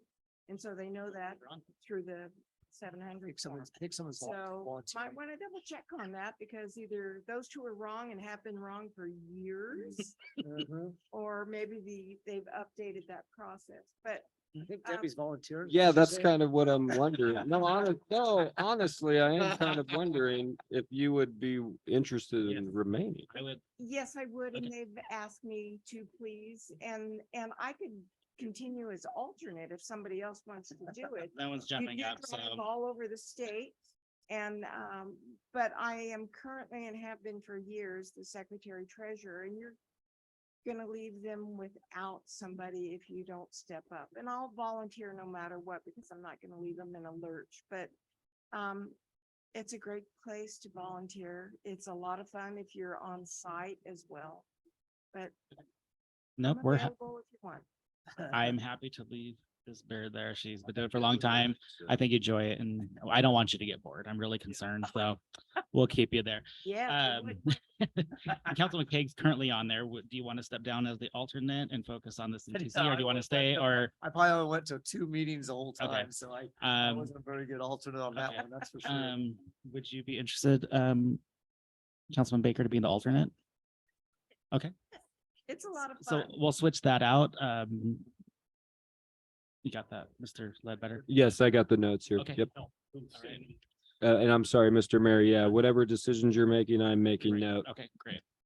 I think Confirm we it good. with Dawn, but the other two have been on for years. Yeah. Yeah, I will confirm with the city attorney, but if Miss Bennett has been on, that sounds pretty convincing to me. I should know. Right. And then I think the last two appointments is just, they have to be decided that the Lola that are correct is for the Cincinnati County League of Local Agencies Board of Directors, Lola.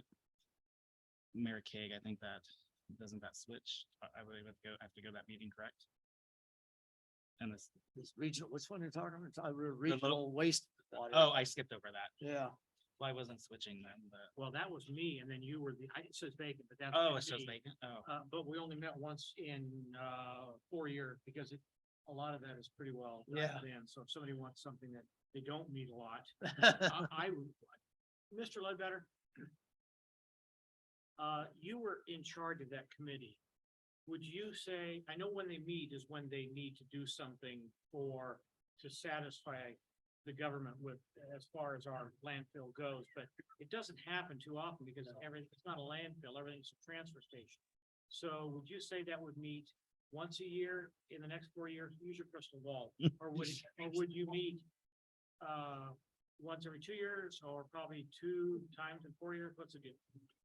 Yeah, I think that unfortunately, there's been a lot of turnover at the county with and then a lot of back and forth where Public Works and General Services were the same, and then they were disbanded, and then they were brought back together, and then they were disbanded again, which has basically destroyed this meeting, which was supposed to be happening on a monthly basis. I don't see that happening anytime soon, and I think that it will remain at most once a year. And the reason that we did have this meeting before I assumed this role is because of SB 1383 going into effect.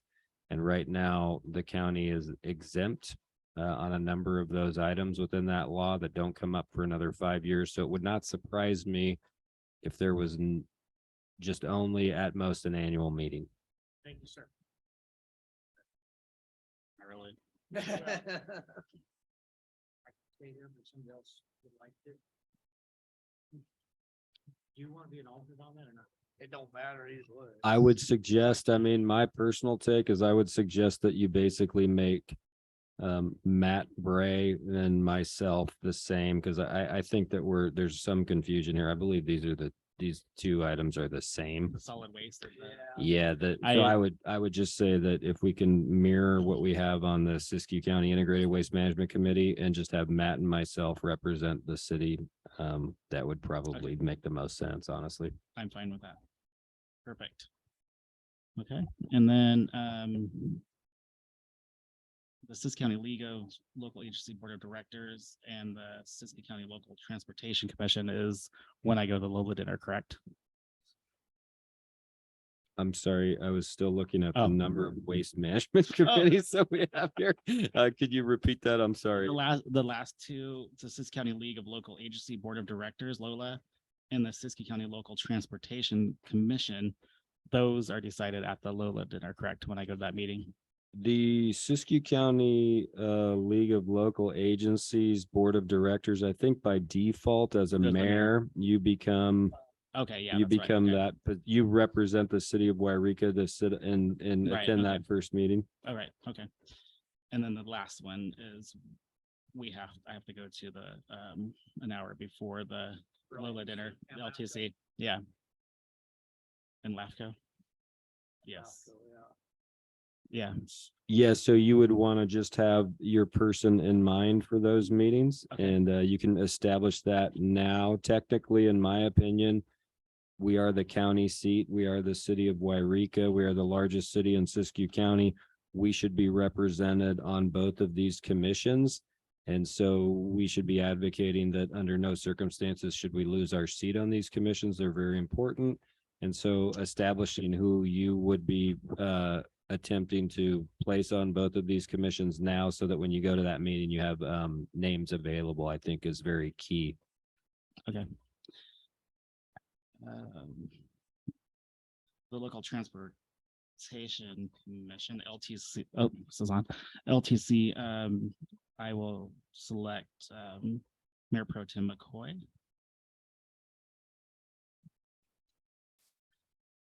And then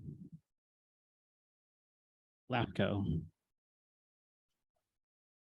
Does anybody have any interest in LAFCO before I make a selection? No one, we haven't really talked about that. It's fairly time consuming. Fairly time consuming.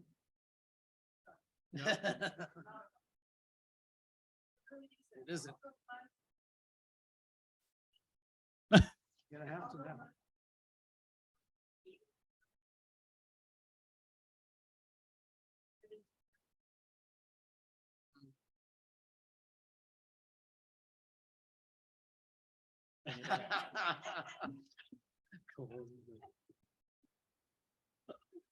It's essentially a planning board that works within the sphere of influence. So you have the county and the cities coming together to make determinations on development within the county.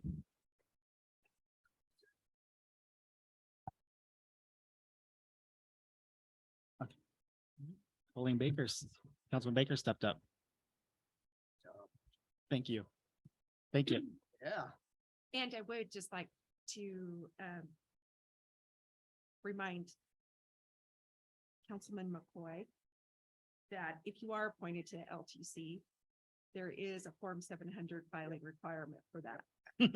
Just We already got like 2 or 3. Now you have 4. Add another one. City Council, yeah. Thank you. All right. Appreciate that. Thank you, everybody. Thank you, council members who accepted appointment or volunteered. Look forward to you serving those committees and reporting back to us when you meet.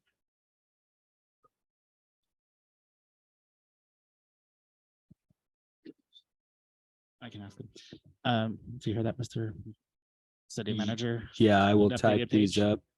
Yep, we'll type these up and get you information out, and then we will update this sheet as well for our book, our orientation book. All right. Okay, so that wraps that up and we will go to And Mr. Mayor, if you don't mind, on number 14, I just wanted to point out, and I know that you're already aware of this, but when you do attend these committees or commissions in the future, item number 14 is for council members then to report back on what may have transpired at those Those meetings. meetings, yes, okay. Right. So number. He's I'm gonna sorry? type them up, yes. Yeah. Yes. Yes. Fire safe, fire safe. I said council. Okay. So I'm number 14, correct? Yes, number 14. And in this instance, if you feel that there were no commissions, then we can move on or. Was there, I don't think there was any commission meetings, was there? I don't think so. I'm talking about that right now, Drake.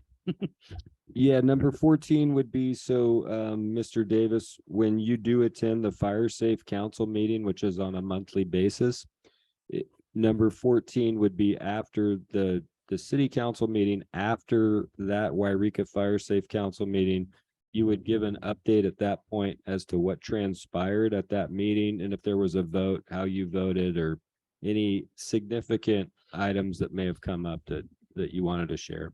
And I think they meet second Tuesdays, correct? I'll double Something check. like Fire safe council. Third. We'll get an invite on some of these out to you if we already know. I can send an invite to Mr. Davis because I have this one on my calendar. So. All right, awesome.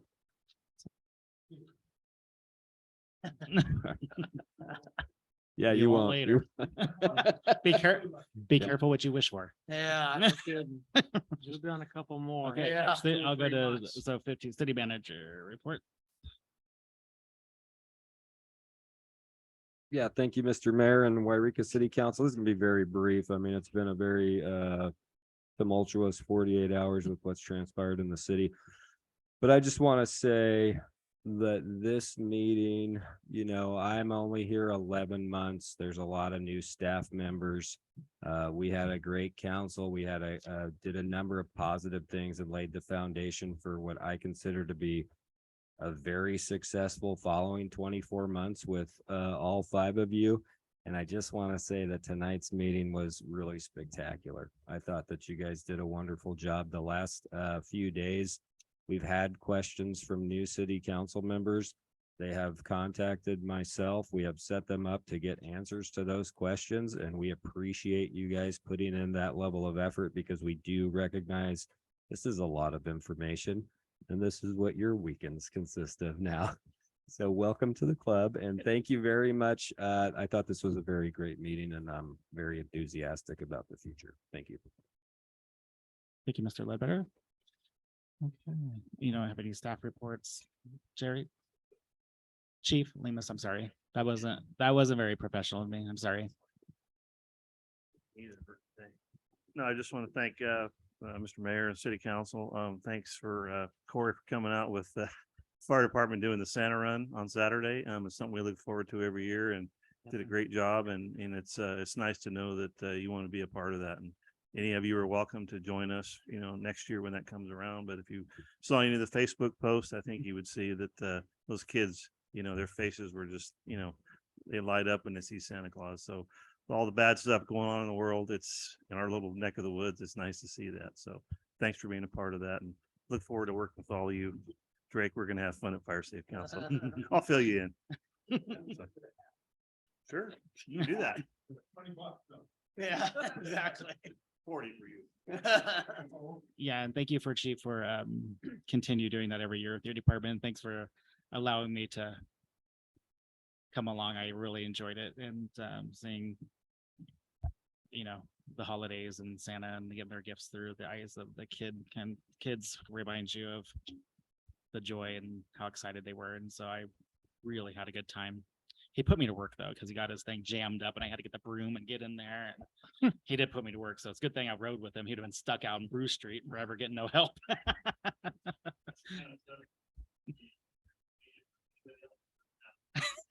Well, anyways, I enjoyed myself and thanks for and everybody for allowing me to go to that. All right, so I will go to, who do I- Councilman Kaeg, I'll start with you. Oh, yeah. Couple things, just want to let everybody know that, we had the point in time, I had a point in time meeting today with the 7 counties in the North State. We basically finalized the forms for this year, so that's a go ahead. Still finalizing the app for that, but we've, made leaps and bounds on the point in time this year. There is actually going to be a event that we're gonna be doing right at behavioral health, right there in the open lot. Hopefully bringing in the homeless community into the area, plus doing our outreaches throughout the community too. Mr. McCoy is gonna be actively involved in the Yreka area. Unifying that. But we have a lot of volunteers on this one doing for the point in time count. So it's gonna be real good. We have a lot of community effort, giveaways and whatnot to bring in the homeless individuals and be able to get those numbers and go forward with hopefully getting them hooked up with some services too. That's the name of the game is too. Coordinating that with Mount Shasta. We're gonna be doing a couple things down there and weed also. Those are smaller, just pretty much outreaches on those for the most part. That's gonna be happening January, the night of January 24th, but the 25th is when the actual count starts. And so we should be moving ahead on that pretty good. So anybody that we still have, anybody that wants to be doing any volunteer work for doing the outreaches or just volunteering period, get a hold of me and I'll put you to work. So, but the name of this is mainly we need to get the count for HUD. So HUD is in Housing of Urban Development. Point in time count is to get the numbers, and with those numbers, we can get funding to help address these situations. So with these numbers, it helps with the officer we just talked about.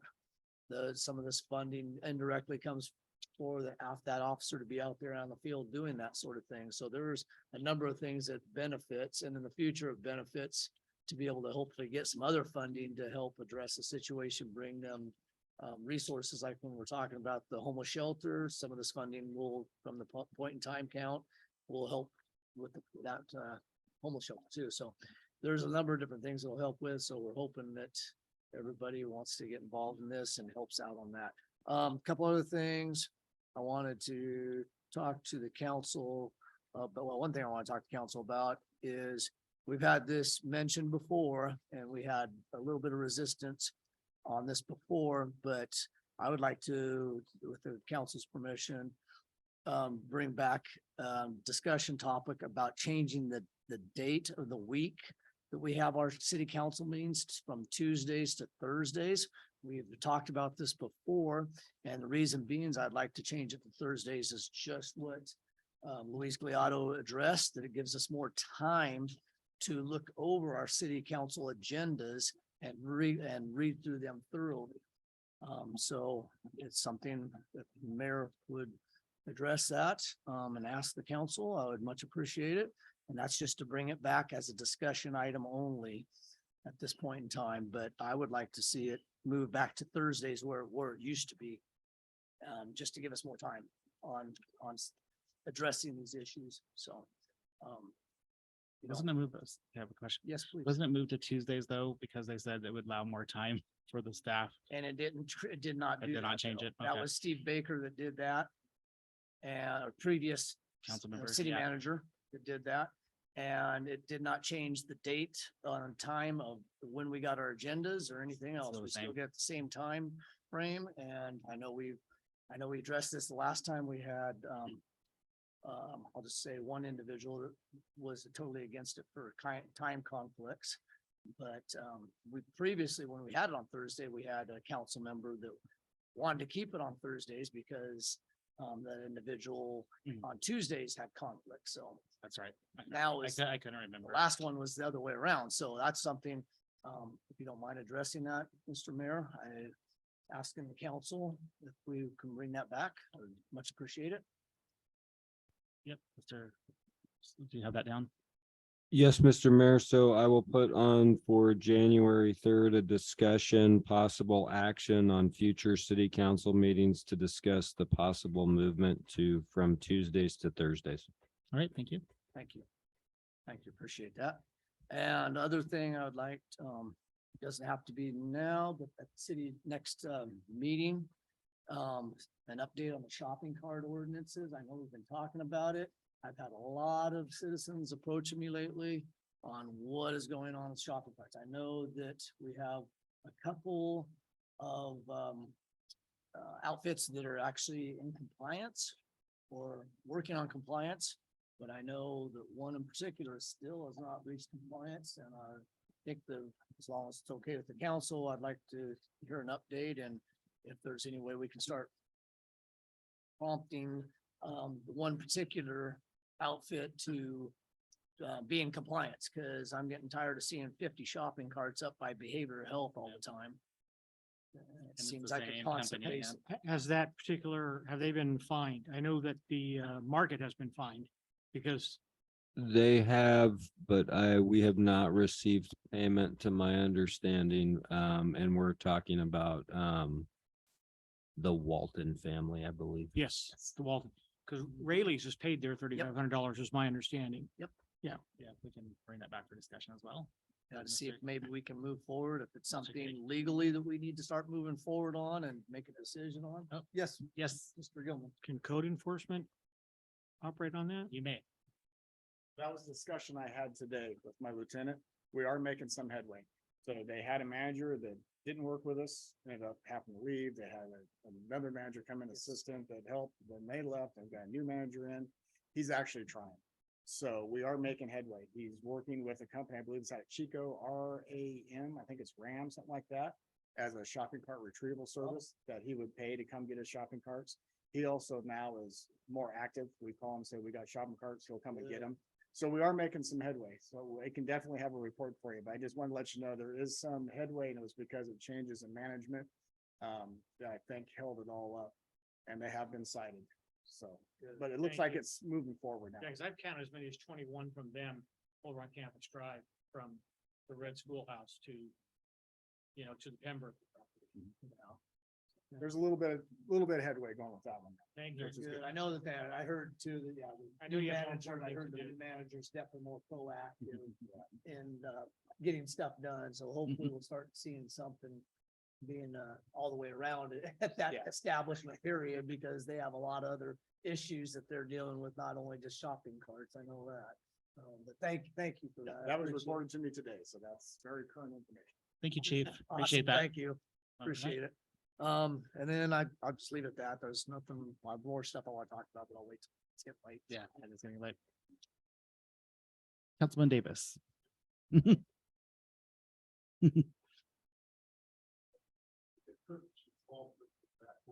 All right.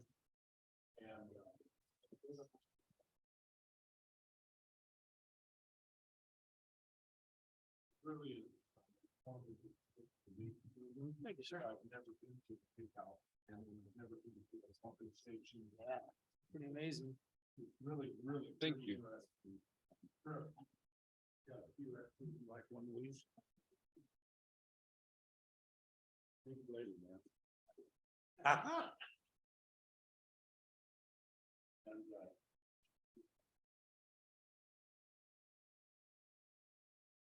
anyway, I was really mad at the takeout and pretty informative how we get our water and how easy it actually comes here. With the pumping systems and gravity flow. I was totally impressed. I think the next to last comment. It shows our predecessors. Which were willing to plan for this point. Large. Enough engineering and building system to make sure that it was. If you get an opportunity to do that, if you work your time. I did it. You did it. No, I didn't. COVID hit. No, I never got a chance to. Well, thank you, Mr. Davis. That is a remarkable report, and we agree with you on the fact that the forethought and thinking of the future when they went out there and established that water connection essentially for the city. It is incredible.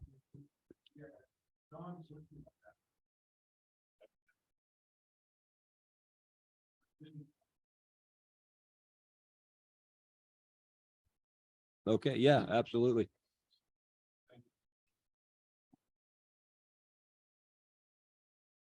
Absolutely, and I'll talk to the mayor because I feel like that there are some meetings and the mayor and I will have to talk to the city attorney that there is some meetup that does transpire. That's okay. Well, there is definitely some subcommittees. that Yeah, we there could is. be Yeah. discussing. Because Joan. Yes, Joan was yeah, on Joan that. was on it, so there is. No, I agree. I went on it and that it was incredible to do that. So I encourage Councilman Baker to do it. And you Yeah. haven't done it? COVID hit and Yeah. then I had a, How did I squeeze in? I had a couple of times, scheduled and, the person who was gonna take me couldn't make it. Okay, so well, hopefully we They can make canceled. it. Maybe So you guys. We go had to together. cancel. Maybe you guys go together. It's amazing. All right. Councilman Baker. So I just want to say that Councilman Davis is kind of making me look bad with this written report. So next meeting, Yeah. next meeting, I'll have a written report for you, but seriously, I fell in love with government because of Fall Creek. In 1972, I believe it was when Fall Creek was dedicated. They had a dedication ceremony at Yreka City Park and Senator Randolph Collier was there. And I got to shake hands with him. I was just a young girl, believe it or not. That's a long time ago. And I just remember looking at him going, someday I would like to be important. So I've never forgotten that though. So I also have a love of Fall Creek, but for totally selfish reasons. Beyond that, I had the opportunity to participate in the Shop with a Cop activity, and that was just totally awesome. Councilman Davis was there as well. Councilman or Mayor Middleton was there. And I have to tell you, it's just absolutely heartwarming. And so I just want to give kudos to Yreka Police Department, Lieutenant Ray Booton. It really took lead on that and it was awesome. And I will be forming a committee to accept donations for gift bags instead of wrapping paper.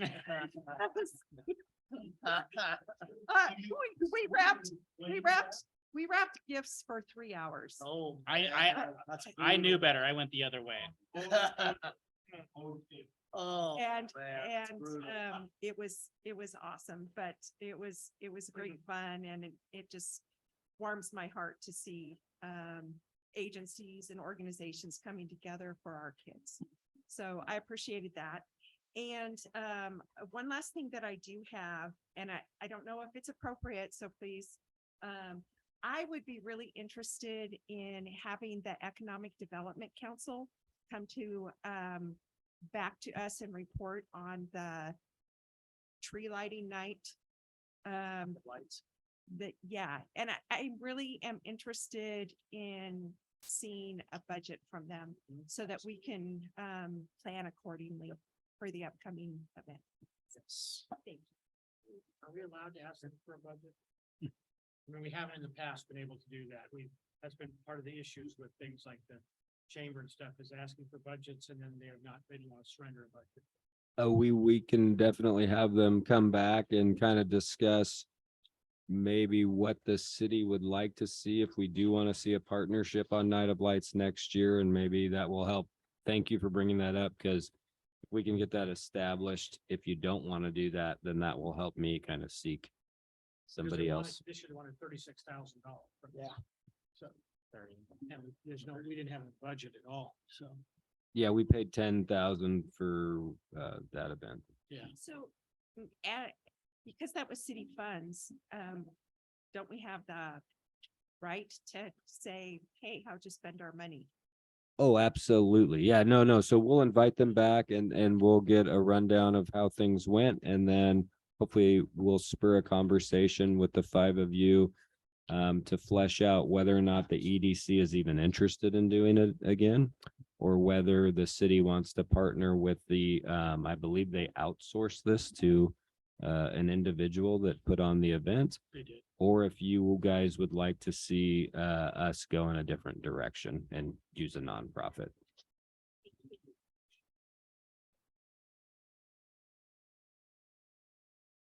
That down? Yes, Request Mr. Mayor, I that. have All right. that EDC Night of Lights follow-up. All right, thank you. Oh.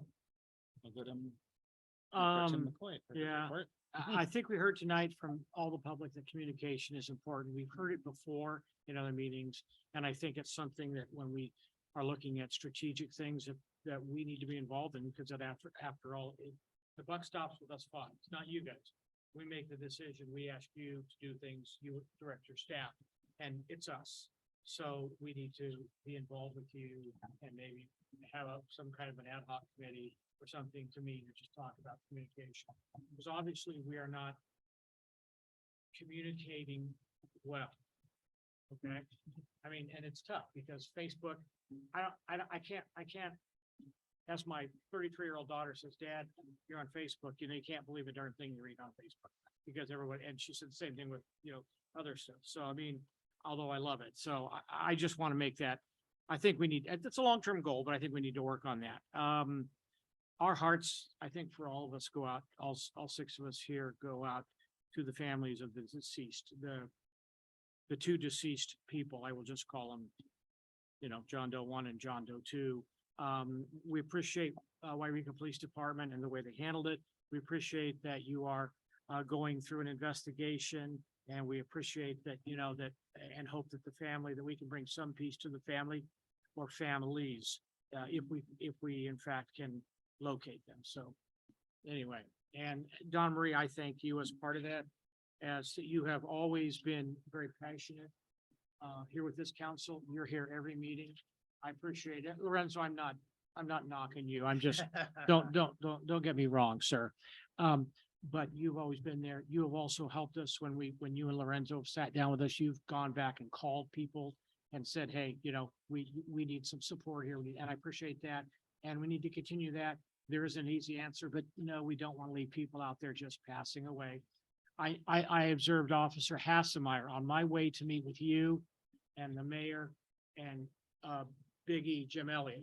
Big E is what a lot of the homeless call him, Jan Howard. They say, hey, Big E, and you, and Cash Hassemeyer had Luna in the car, but he was parked underneath the Oberlin overpass trying to move a homeless man out of the shade in Federal into the sun. You know, it was about, had to have been 12:30 maybe when I came home. It was after I was done. Yeah. So anyway, but I can speak for myself only on this council. I appreciate your comments. I appreciate your passion. I appreciate the fact that you poke and prod us, and you know what? It's a good thing. And I thank you for it. And I thank you for helping us with the higher ups as well, because we are not we're not the top of the food chain, but we're in the food chain. So thank you very much, Don Marie. And Lorenzo, thank you for being there to support. I wanted to say something to Jerry, but was deeply saddened to hear of the loss of his mother. And, you know, I know it's very, very tough, and she was, very committed to the weed community. So, you know, our hearts go out to, my heart goes out to Jerry as well. YFD has a benefit coming up in case you haven't got anything from Jerry. They're in January, they've got their, can I say that here? Absolutely. Okay, I don't know, because, okay. So, you know, anybody that's interested, it's always fun. I'm getting to ride along with Luna on, I think it's the 13th of January. Luna and I are going out, yeah. No, And, not Cash. well, we'll take, is it sergeant or officer? We'll take Sergeant Hassemeyer along, but Luna's the more fun one. Exactly. As long as I stay away from the sergeant, yeah. I want to thank, Officer Gilman and, excuse me, Chief, hang on, no, I want to thank, Mark Gilman and his wife for purchasing a bulletproof vest for Luna. Thank you very much. Thank you. So, and I hope Luna is going to be a lieutenant. I really do. It would be nice. You know, the Army, they always promote the dog as one Oh, right on, yeah. one Yep. higher than the handler. So Yep. thank you. I look forward to strategic planning with two new members because we're gonna see like a light that open up. They're gonna share lots of stuff with us that we probably haven't looked at. So I'm looking forward to our strategic planning session and I'm looking forward to being able to share with people, oh yeah, we have this. It's something we've been talking about for years, but this is what our plan is and then updating it every year. I want to thank Dwayne and you and Dr. Collard and the rest of COC for the January 25th. I don't know what else to call it, but a stand down. That's what they call in the military. In the lot beside the behavioral health. They're going to have everything there, including Alexandra, I don't know her last name, who does backpack medicine for the county. And she goes out now through the camps and she does backpack medicine in the camps with them. She can't do major stuff, but she can do, you know, RN. She's an RN and she did it in LA.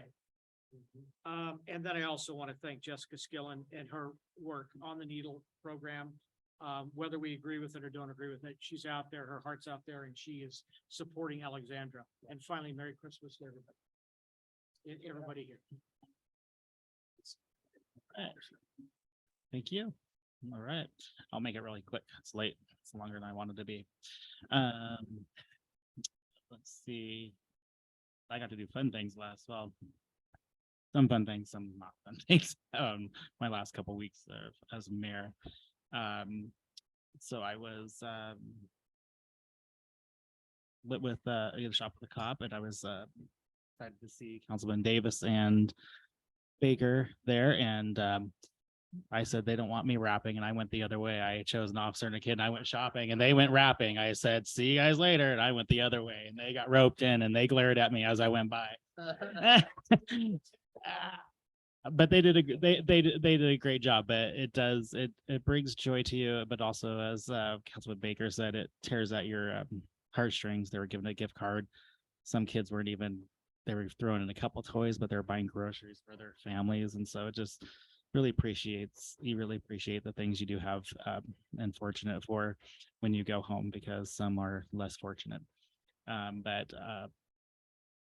to Lieutenant Boot everybody's getting promotions. I'm like, gosh, wait, did I say that wrong? Don't want to emote somebody and have them come at me. Yeah. Lieutenant Booten, for all the years he has put into it, and I want to put down if we can give a resolution or letter of recognition for him. But this was brought up by Councilman Davis, because I understand this will be his last year spearheading it. After all these years, he's going to pass the torch to Officer Quigley will be taking over. He said he'll be helping next year, but I would like to bring Mr. Booten down to give him a letter of recognition for all his years of. I kept trying to ask him how many years he doing it, and he went a roundabout way.